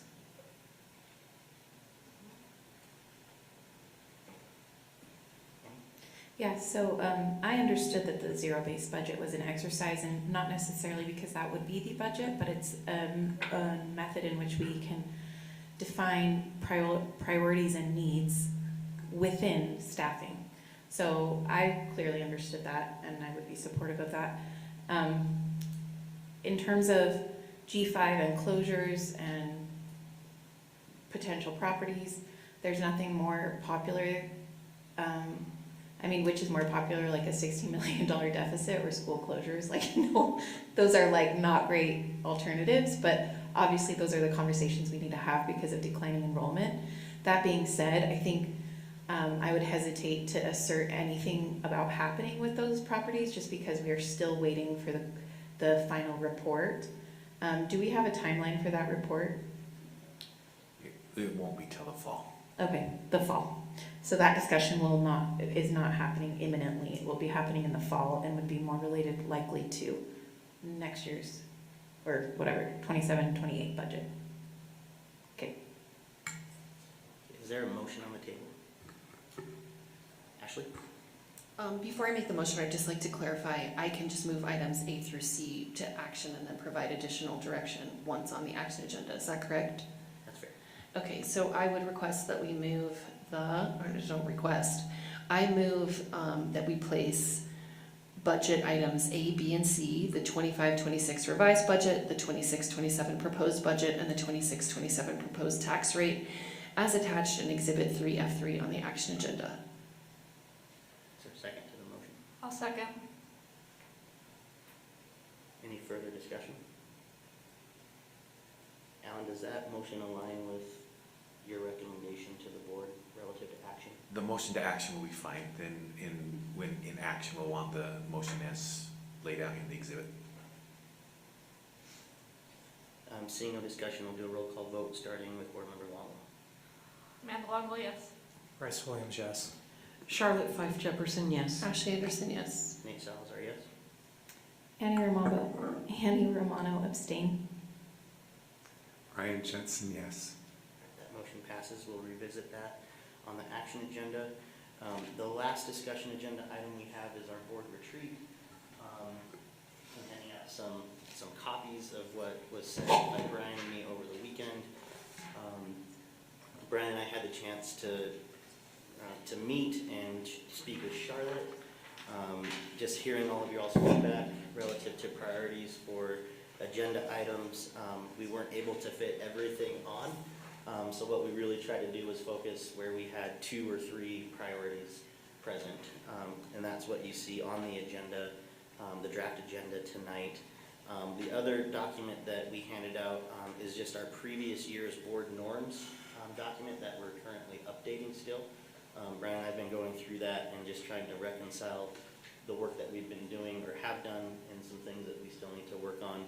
And our plan is to add in some of the new norm recommendations from the board members, from all of you, that we would add to that board norms document. So The board norms document that you have is actually a copy from last year's.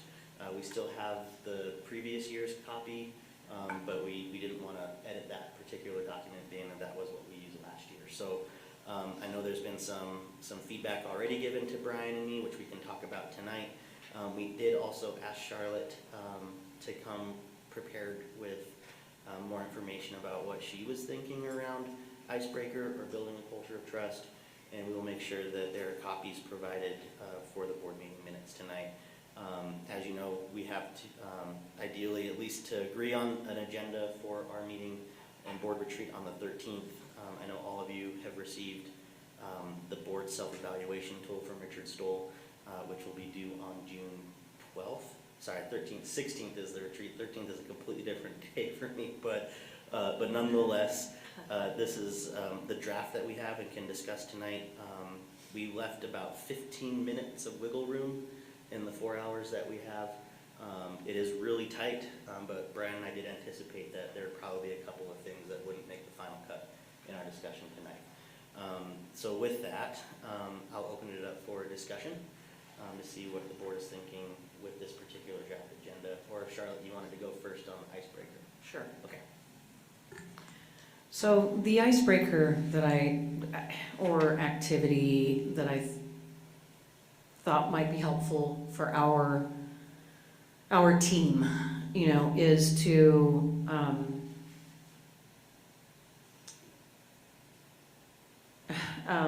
it's called Inspiring a Culture of Trust, and it starts with and I don't know if we will be too tired of doing this, but it's a self-evaluation, a self-assessment to just be aware of, because a culture of trust begins from the inside out. So it starts with all of us, everybody. And so self-trust first.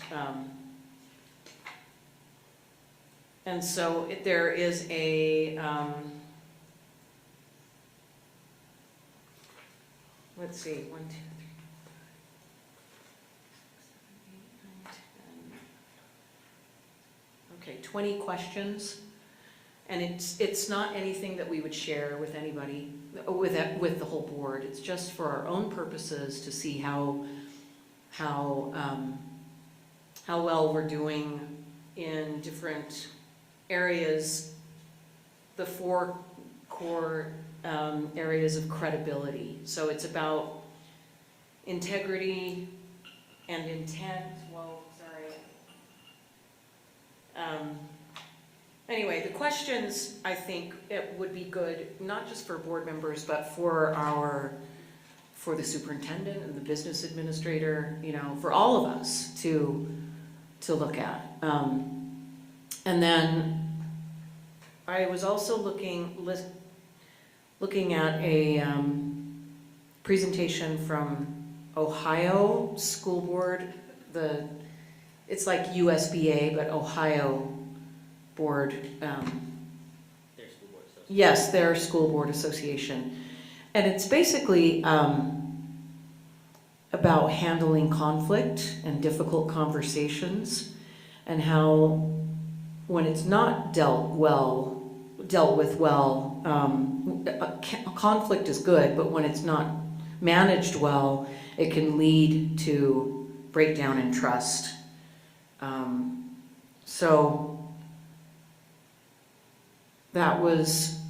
that's another thing we could consider. Anyway, it probably would only take about 30 minutes, I think, just going through this little self-assessment and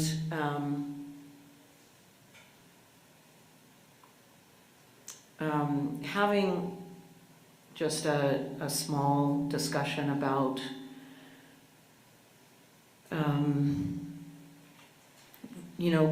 handling conflict and how to restore trust if trust has been broken, or ways that we can work on that. Thanks, Charlotte. Bryce? Yeah, I just had a quick question. I see what the intent of the icebreaker. I'm curious if there's anything that any board members proposed that didn't make it on this draft. Yeah. Because my thought would be, while I appreciate the icebreaker and the activity and the intent around the culture of trust, I think there's a lot of business that we need to have done. And my personal opinion, I'll speak for myself, is that I would opt that we move into more of those business functions with the proposed 30 to 45 minutes. I don't have that list right in front of me, but it's something that we could definitely look up while we're having the discussion. The way that I would also respond to that is the items that are on here, board norms, board evaluation, board meeting structure, board goals, those were the ones that had the high, you know how you're doing a tally? I figured it. Okay. When we were tallying it, those four. Sure. Okay. There were lots of requests for items that would be like a study session, I think. Well, and I think others suggested that too in their response, was, oh, that would be a study session or like a report in another board meeting. Trying to tackle all of those things, I don't think we'd be able to do it. That was my sense from the other board members, is we would not be able to tackle all of those things in a board retreat. I think that's fair. I also acknowledge the limited amount of time to do so many things that folks want to get to, so that was just, okay. I thank you. Amanda? I guess the one add-on or clarification I would ask is the board meeting structure. It says subcommittee schedule. I would ask that we put kind of a / report.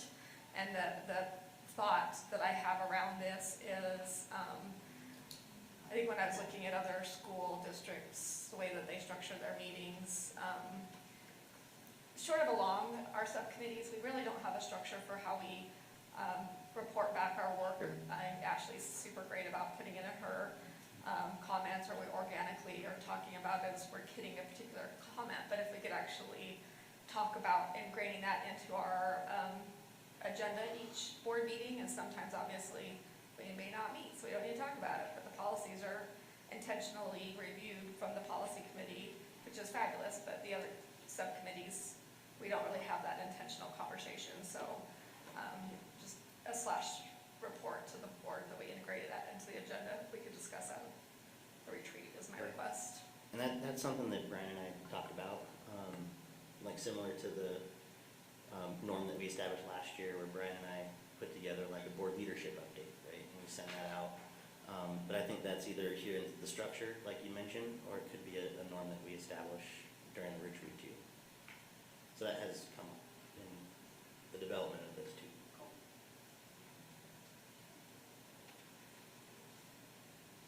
Any other comments or questions? I think we're still a little fuzzy on the icebreaker. Yeah, retreat. it's I a know- little fuzzy I know still. Last year, we did something that was just a little more organic and fun by talking about your most recent read, I think is what it was, or your favorite book. Well, one thing you did was we shared our why, right? Our board member one. And then we also, didn't we have priorities? I think it was. We put it on the board, on the whiteboard. I think that was more like our board member why, where we kind of listed out why we do what we do, or why we decide to run, or engage in this type of work. So. Well, another idea is to like have everybody talk about what like their greatest fear for the coming year. You know, like what is it that we're worried about? Not a fear, but a concern or a worry in our district or our board, and then one hope, you know, like a positive one and But that brings out our big concerns and our, anyway, I can give you more details on this. A If random you want. thought for a light icebreaker, a round of Uno. Thanks, Amanda. Annie? Yeah, I just think right now we just move past like deciding specifically what the icebreaker is, and maybe just say the icebreaker will be 30 minutes, and then we just move on with some important action items. I just of note, I have a scheduled vacation, so I may be late or limited availability of internet in this board retreat, but I'll try my best to be present the whole time. So I move that we move the draft board retreat agenda for 6/16/26 to the action agenda, striking the specific building of culture of trust for the icebreaker, and just having icebreaker for 45 minutes. I'd second that. For 45 is good. Oh, 30 minutes. Okay. I second that. All right, we've got a motion and a second on the table. Any further discussion? Okay, seeing none, we'll do a roll call vote starting with Board Member Williams. Bryce Williams, yes. Charlotte Fife Jefferson, yes. Ashley Anderson, yes. Nate Salazar, yes. Annie Romano, yes. Brian Jensen, yes, and I'm just going to add that when that buzzer went off, that was our 3 hour. So anyway, we're now we're running into 4. Okay. Amanda Longo, yes. Thank you. That motion passes. We'll revisit that on the action agenda, which we are at now. The first item of business we have is the SLCSD lease, the Salt Lake Center for Science Education lease. Is there a motion on the table to start the discussion?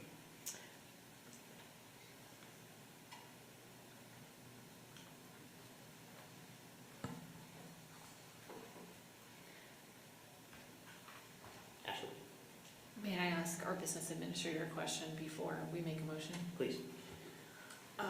If you've heard the feedback, and so we need to continue the discussion here and make a decision about the lease agreement, do you think it is most reasonable to give us your recommended amount in a percentage so that we can meaningfully apply that to open classroom at the same time? Yes, I believe the percentage would be better, because especially if we're gonna apply the same thing to open classroom is a smaller building, they have a little fewer less students. So a percentage would be better if we're gonna apply the same thing, a percentage to SLCSD and the same percentage to open classroom would be the preferred, and I would say we use that 1% that we've kind of modeled. So to clarify, if a person wanted to approve that as you recommend, they would move a 1% charge on the first year and 2% for years 2 through 5. We hadn't really talked about a 2%. I thought that's what you said. This is why I want to clarify what you mean. Yeah, we talked about if we charge 0% the year 1 and then a 1% the year 2, because then open classroom comes on board at that same time. So both schools would be getting the 1% charge starting in the same year. So in that universe where it would be 0% for year 1, what I'm going to move is that we approve SLCSD's lease agreement as is for the coming year, and then renegotiate both leases at the same time open classroom is up for charter renewal. Second. Okay, we've got a motion and a second on the table. Any further discussion? Ashley?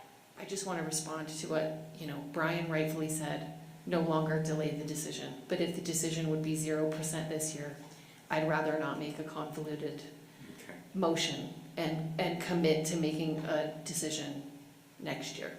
That's all. That I heard what you said, and I think regardless, if 0% is the recommendation for year 1, then we move forward as is for 1 year, and then do them both at the same time. I think that's a reasonable way to try to respond to everyone's feedback, but I acknowledge what you said. Amy?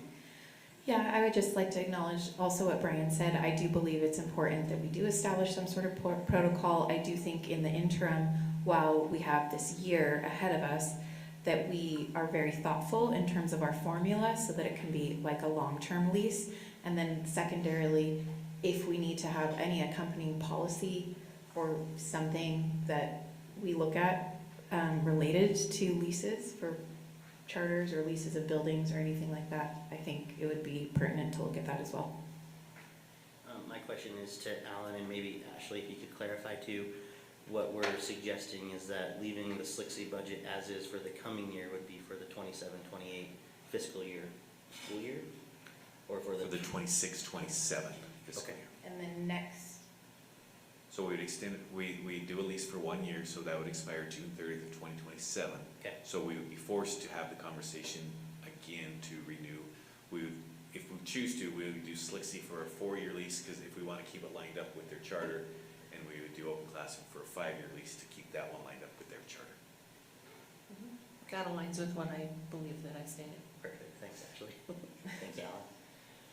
And seeing no further discussion, we'll go ahead and take a roll call vote, starting with Board Member Fife Jefferson. Charlotte Fife Jefferson, yes. Ashley Anderson, yes. Nate Salazar, yes. Annie Romano, yes. Brian Jensen, yes. Anna Longo, yes. Bryce Williams, yes. All right, that motion passes. Our next item of business is new and revised policies. We have policies B2, I-18, S-13, G5B, B1, and I-17. Is there a motion on the table? Do we have to do them separate, or can we do them all together? I think we could do them all together. I guess I'll go for it. I make a motion to approve the board policy B2 school board meetings as posted in the exhibit 3F2A, the revisions to board policy I-18 and the creation of board policy S-13 as posted in exhibit 3F2B, GB administrative procedures decisions related to district facilities no longer in use in school building, school closure. Is as posted as exhibit 3F2C. Board policy B1, Board of Education legal status, responsibilities and ethics, as posted in exhibit 3F2D. And administrative procedures, board policy I-17, emergency safety and interventions, as posted in exhibit 3F2E. I second. Got a motion and a second. Any discussion? All right, seeing none, we'll do a roll call vote, starting with Board Member Anderson. Ashley Anderson, yes. Nate Salazar, yes. Annie Romano, yes. Brian Jensen, yes. Amanda Longo, yes. Bryce Williams, yes. Charlotte Fife Jefferson, yes. All right, that motion passes. We'll now move on to our third item, which is the budget. Is there a motion on the table? Ashley. I move that the Board of Education approve the revised budget for the fiscal year 25-26 as it has been presented to the board. The board also approved the proposed budget for the fiscal year 26-27 and as it has been presented to the board. The board approved the adoption of the certified tax rate for the 26 tax year, and in addition, the board authorizes the business administrator to make any budget adjustments necessary to reflect funds received from the final approved tax rate. The board would provide concurrent direction to the superintendent and business administrator to return to a past practice of having a budget update in every business meeting, produce a revised district office staffing plan for consideration by January 2027 to meaningfully respond to the directive from the Finance Committee to complete a zero-based budgeting activity for consideration, maintain a goal of reducing the approved budget by $5 million over the course of the 26-27 fiscal year, and the board would additionally commit to no new positions in the district office until we are out of debt beyond our bond obligations, and to that end would hold a study session on the timeline of the 27-28 budget cycle. Is there a second to the motion? I'll second.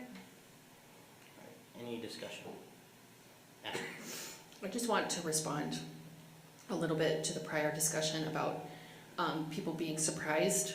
And I would offer that I do provide a Finance Committee update in almost every board meeting we have, which is documented in our minutes.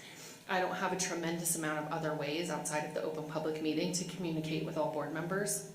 And I do rely on everyone to follow the reports provided and the minutes that we sign off on. So I just want to indicate that I've every step of the way communicated about this happening.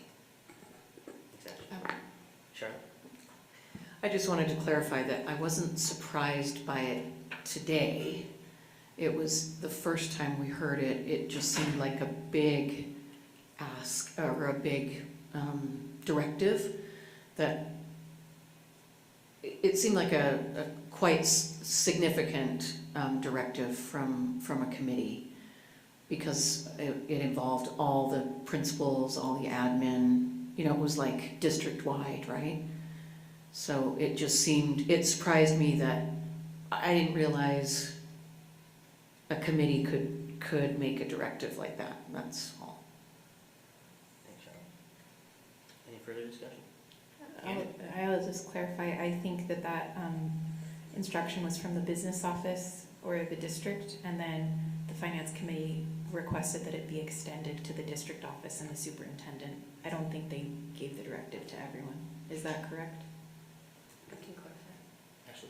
I'd clarify that I think what Charlotte is referring to is a directive that actually came out of an open public meeting, which was for all principals in Title I schools to complete a zero-based budgeting activity that then was extended to all schools when we were looking to extend family-school collaboration. So that was actually something that came as a full board directive, and there are two different things that we're talking about.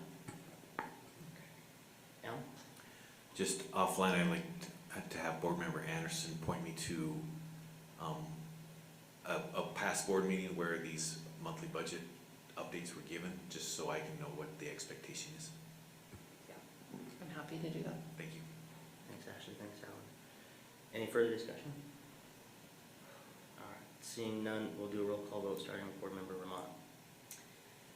Annie Romano abstain, for the reason being that I don't support the current budget allocation, but I also do not support a no budget, which would then therefore lead to a further riff of employees.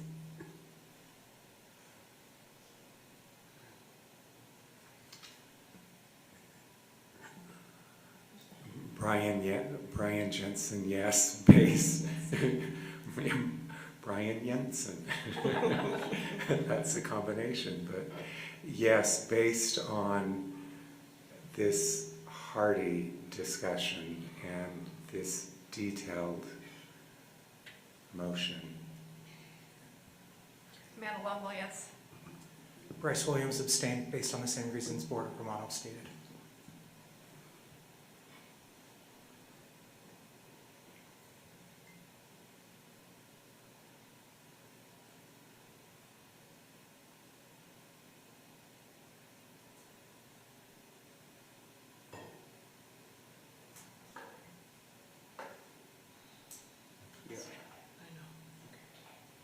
Do you want us to come back to you? Yeah. Okay.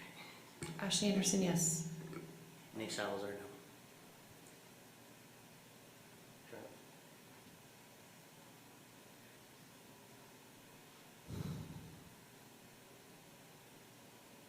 Charlotte Fife Jefferson, no.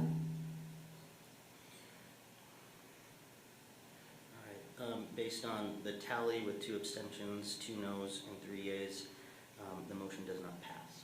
Is there a new motion on the table?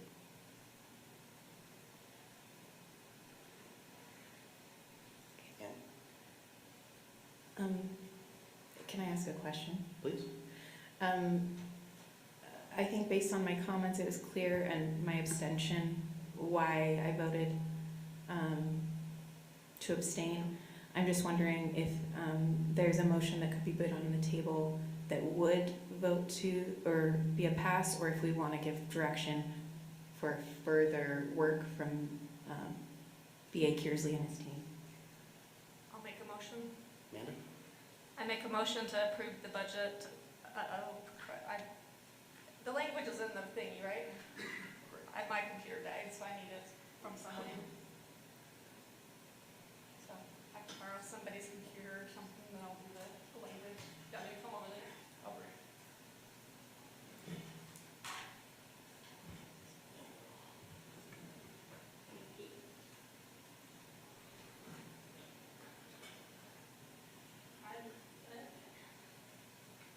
I make a motion to approve the revised budget for the fiscal year 25-26 as it has been presented to the board. The board, I also approve the proposed budget for the fiscal year 2026-27 as it has been presented to the board. Board approve the adoption of the certified tax rate for the 2026 tax year. In addition, the board authorizes the business administrator to make any of such adjustments necessary to reflect funds received from the final approved tax rate. Is there a second to the motion?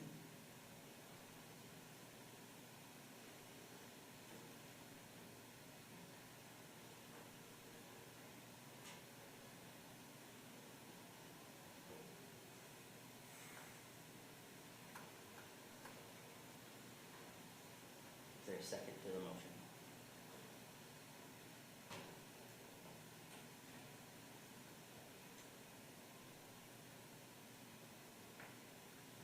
I'll second the motion. Thank you, Bryce. Any discussion? Ashley and then Annie? The reason I can't support this is, again, I've indicated that the finance committee made commitments, we had discussions, those were not fulfilled. I was willing to support it with concurrent direction that I feel was meaningful and supportive of moving forward in a strong, fiscally responsible way. I feel when that motion failed, so fails the direction of the finance committee, which does not support the work that we did, and so I could not support it as is. Thank you. Annie?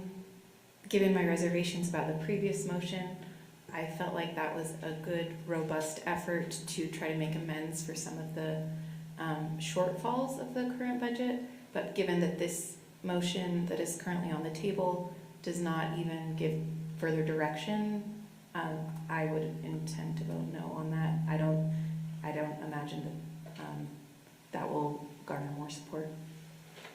If that's the will of the board, then I'll pull my motion. We gotta vote on that first, I think. You can vote on withdrawing it, but you can't just pull it now that it's been seconded. Oh, come on.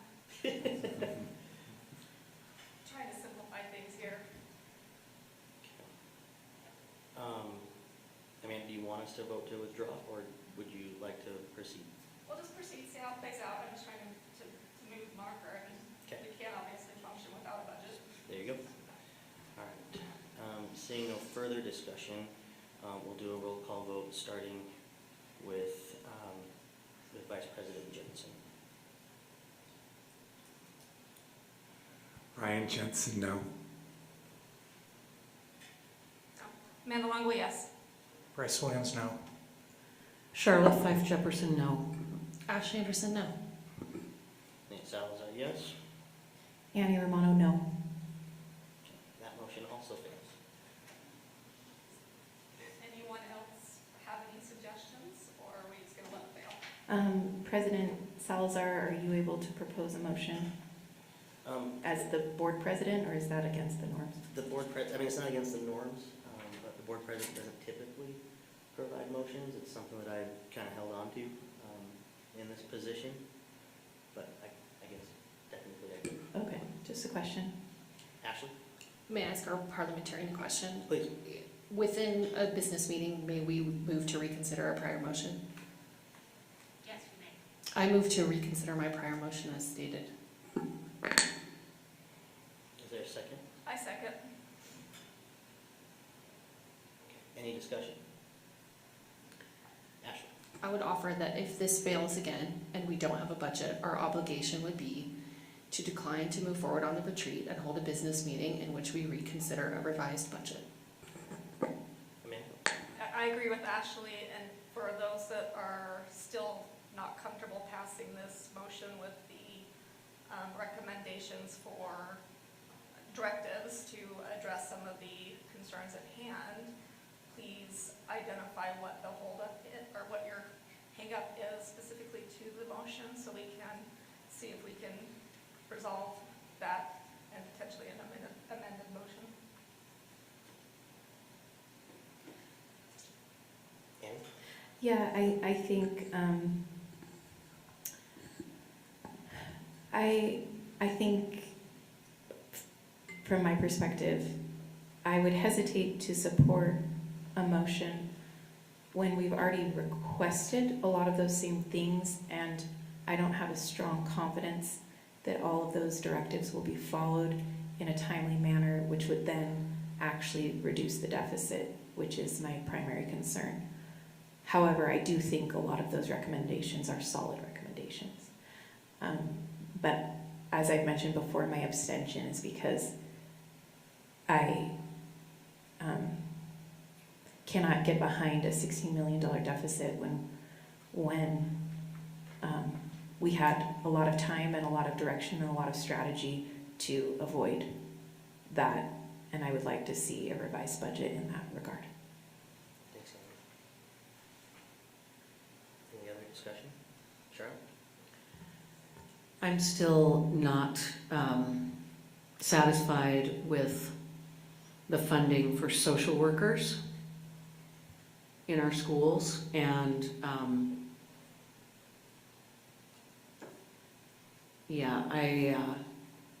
this is something that's extremely important, and so I just feel like we need to do, I would say we need a revised budget. Not just that, but because of the deficit and because of some increases that are happening, and I just don't think we're sharing this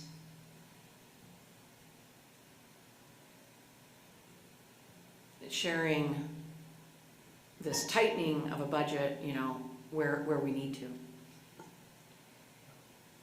Amanda? And I'm in agreement with everything that everybody is saying. But I think that we need to pass the budget and then challenge ourselves to dig in extremely hard over this next year to really address and remedy these issues. We still have to function as a district. We still have to pay the bills. We still have to move forward. So this can be a challenge to ourselves to do the work to get ourselves set straight by the next budget proposal. So, and regarding the social worker, I just want to reemphasize what was stated during the presentation of the social worker situation, that the community health partners that SLEF has established, they are overly excited to try to remedy some of those gaps that we have. So there is work underway to try to work on that particular item. Call the question. Call the question has been called. I'll accept it. Parliamentarian, my understanding is that once that's happened, that we move to a vote. Vote on it. All right. Well, we will now conduct a vote on the call to question to end discussion. We'll do a roll call vote starting with Board Member Williams. Bryce Williams, yes. Charlotte Fife Jefferson, yes. Ashley Anderson, yes. Nate Salazar, yes. Annie Romano, yes. Brian Jensen, yes. Amanda Longo, yes. All right, that motion passes. We'll do a roll call vote regarding the revisit to Board Member Anderson's previous motion, starting with Board Member Fife Jefferson.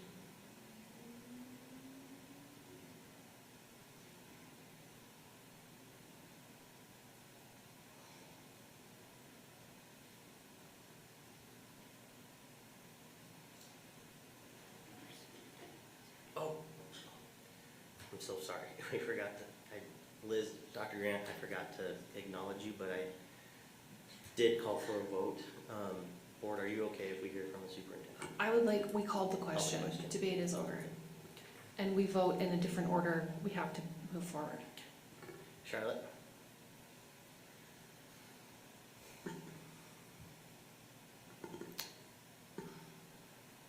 Charlotte Fife Jefferson, no. Ashley Anderson, yes. Nate Salazar, no. No. Annie Romano, abstain. Brian Jensen, yes. Amanda Longo, yes. Bryce Williams, abstain. Let's see.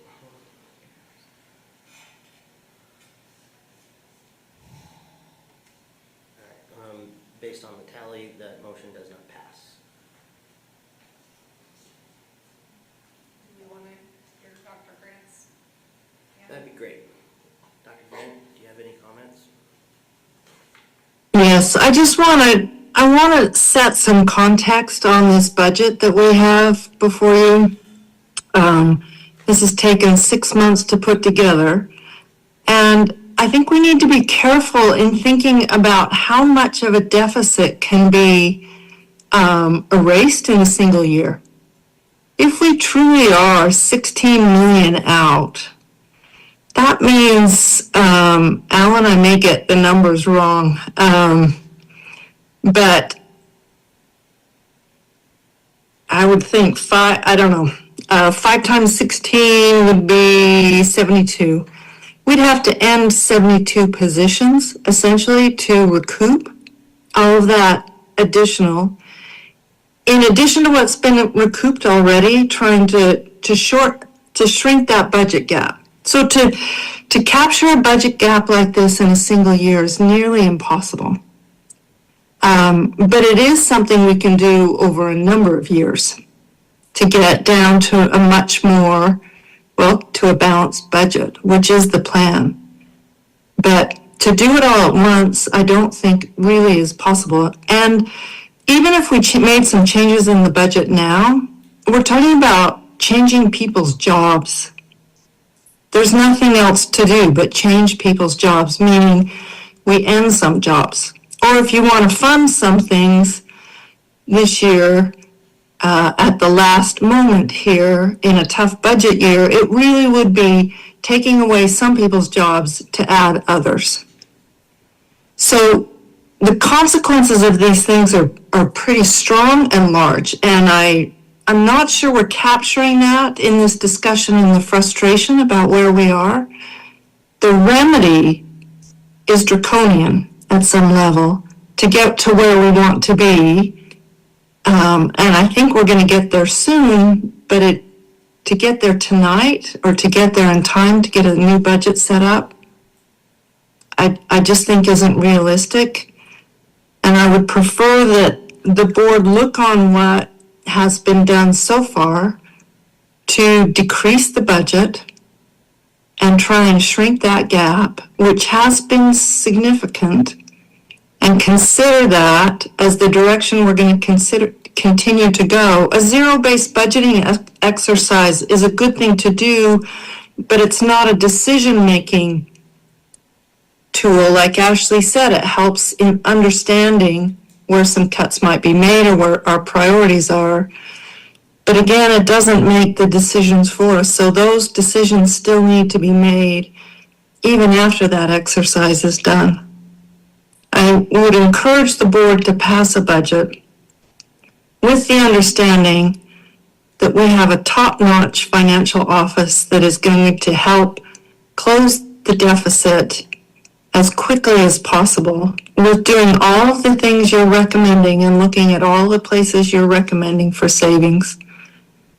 But that we move forward understanding that to do it now in June really has some consequential, it's consequential for a number of people whose jobs might be changed or lost. Thank you, Dr. Grant. Ashley? Yeah, I agree with a lot of what Dr. Grant is saying, but I am concerned about the alternative continuing to be trust in the decisions when the budget has jumped from 4 to 17 in one fiscal year. So I have done my best effort to put forth a way to approve the budget with caveats. That was rejected twice. The budget as is was also rejected once. In that universe, I stand by what I said in the prior discussion, which is we need to move forward and simply provide the direction that a revised budget needs to be provided on June 16th. And the board retreat agenda needs to be punted because we must approve a budget by that day. Did you have a comment? Not really. Sorry. I agree. Like, I think it's tricky because I understand. Like, the reason I'm abstaining in my vote is because I don't want to have 100 people just suddenly fired, right? Like, that's not what I'm wanting. What I'm wanting is strategic decision-making throughout the year, evaluating positions and evaluating those positions in light of our revenues and other expenditures. I don't feel like that's happening, and so that's my way of conveying that. But given that I don't want there to be no budget passed, I'm either supportive of just tabling the retreat and coming back with a revised budget, or entertaining another motion that someone else may have. I don't know. Which motion would you be open to considering? Well, I don't know. I guess I'm just saying, like, I would like there to be some sort of faster movement instead of waiting for the whole next budget cycle.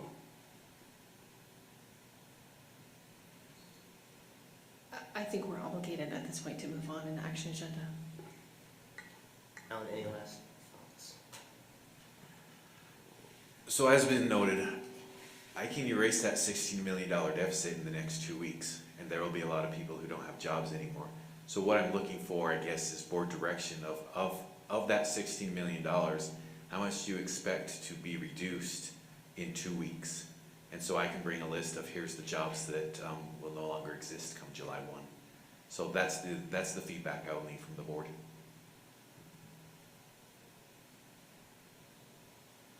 Thanks. I will make a commitment that I will vote yes in approving a budget if we do those 4/5 things that Ashley and Amanda had mentioned. I will, as upset as I am about the direction things have gone, I do not want people to lose their jobs. So I will vote yes with those 5 conditions, if someone is willing to make that motion. And can I just, the conditions seem reasonable. I have no severe heartburn about the conditions. I think there's stuff we'd be doing anyway, we would need to be doing anyway. It just puts them in a solid form. So those conditions that were put forth in the original motion we'll still end up in a discussion of people that, jobs get ended. Or, is there a 0% COLA next year? Those are the discussions we'll be having. But we might eliminate someone's position. Wait, what?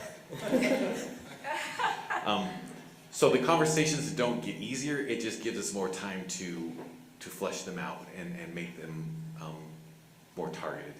And some of the questions will be, I think the $5 million decrease which was put in the motion is reasonable. It's not erasing the whole thing, but we'll have a property tax growth number mid this month. So we'll know how much additional revenue we're getting from growth. We'll have the discussion over the next cycle of, is there a property tax increase? So those will help, those revenue increases will help offset the positions that need to be cut. But I want to give a caveat a little bit. Charlotte kind of said what the issue is of, well, she doesn't like the budget because we've cut 3 social worker positions. Well, when I bring a list of things we're going to cut, there are always going to be people who says, no, those are important positions and we need them. And then we'll end up in the exact same position where we're at of nobody wants to cut anything, but we also need to balance the budget.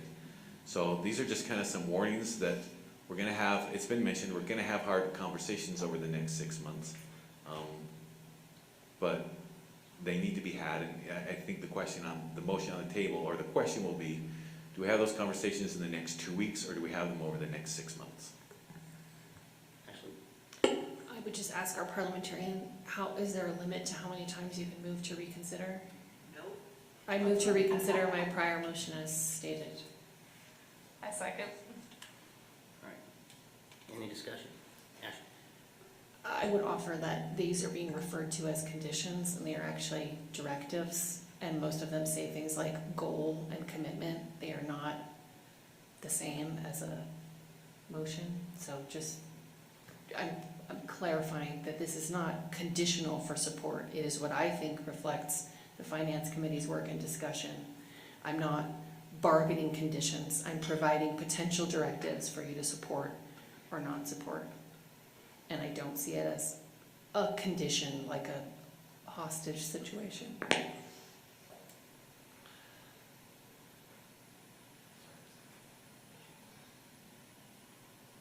Any further discussion? Brian?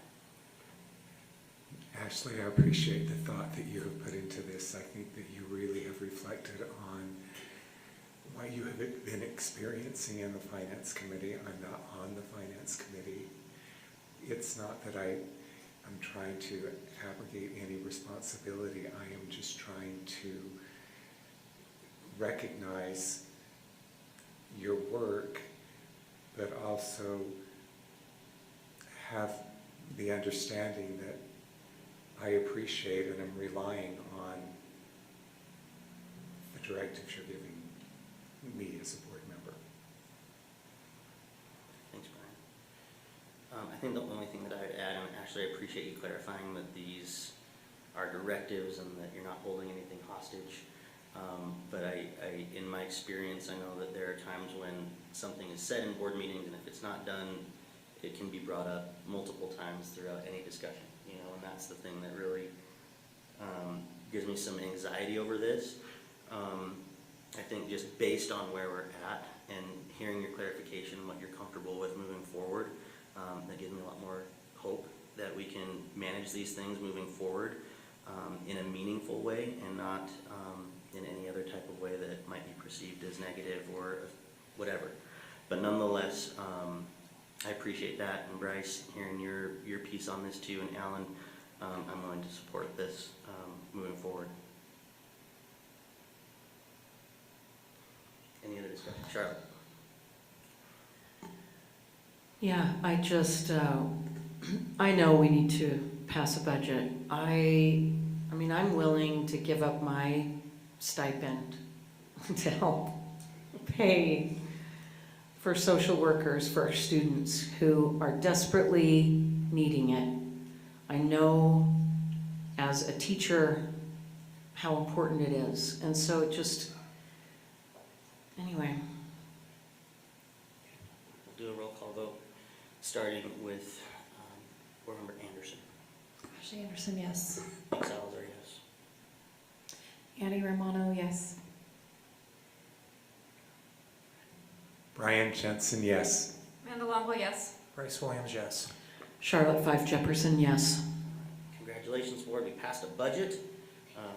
Our next agenda item on the action agenda is the board retreat agenda. Is there a motion on the table?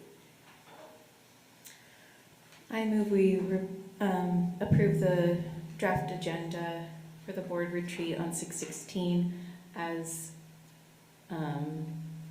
stated in Exhibit 3F4 with the amendment that the icebreaker will be a generic icebreaker for 30 minutes. I'll second. Oh, Motion and second. Any discussion? Charlotte? I didn't know it had to be a generic Well, one. I'm just saying, we will have an icebreaker that is 30 minutes. Is that clear? Okay. But it may, Al? I just want to add a clarification. It was mentioned earlier, we will also have a consent agenda attached to this, so we can get purchase orders approved and so forth. I withdraw my motion. Or was it seconded? It was second. Oh, dang So, it. okay. All right, any further discussion? All right, seeing none, we'll do a roll call vote, starting with Board Member Romano. Annie Romano, yes. Is that including the consent agenda? Correct. Okay, yes. Brian Jensen, yes. Amanda Longo, yes. Bryce Williams, yes. Charlotte Fife Jefferson, yes. Nate Salazar, yes. That motion passes. We will now move on to the superintendent's report. Dr. Grant?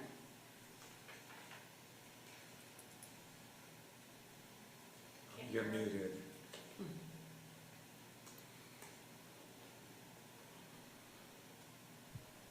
There you go. Nothing this evening to add. Thank you. B.A. Kearsley, do you have a report this evening? No, nothing. We'll start with board member reports with Board Member Fife Jefferson. I don't have anything. Annie? I'll just say congrats to the graduating class. I enjoyed participating in graduation. I've set an upcoming meeting with some U of U health providers that will be helpful in increasing the mental health partnerships that will be coming up this week, and I'll report back on those. And also happy Pride Month. Brian? The hour is late. I too would just celebrate with those graduates. It was really wonderful to be at those different graduation ceremonies. just a couple of quick things. One, the USBA Board of Directors meeting is this Friday, so I will be attending that. The conversation around USBA's further involvement in SBA has been scheduled, so that conversation will be happening. I will report back when I know anything about that. In this board meeting, in your board meeting on Yeah, Friday? on Friday, yeah. The other thing I was going to mention is this Friday is also the pre-delegate assembly. So all board members are invited to come and participate in that. There's a dinner and some speakers and things like that that happen Friday. I believe that's at 6 o'clock. I'm just going to be down in Sandy all day.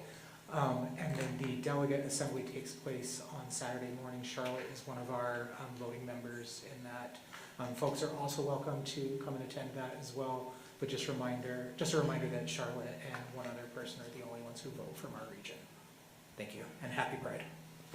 Just an honor and privilege to be able to attend the graduation ceremonies. It's extremely exciting to see the joy on the students' faces. So congratulations, class of 2026. Thank you, Amanda. I don't have a report other than just a congratulations to all of our graduates.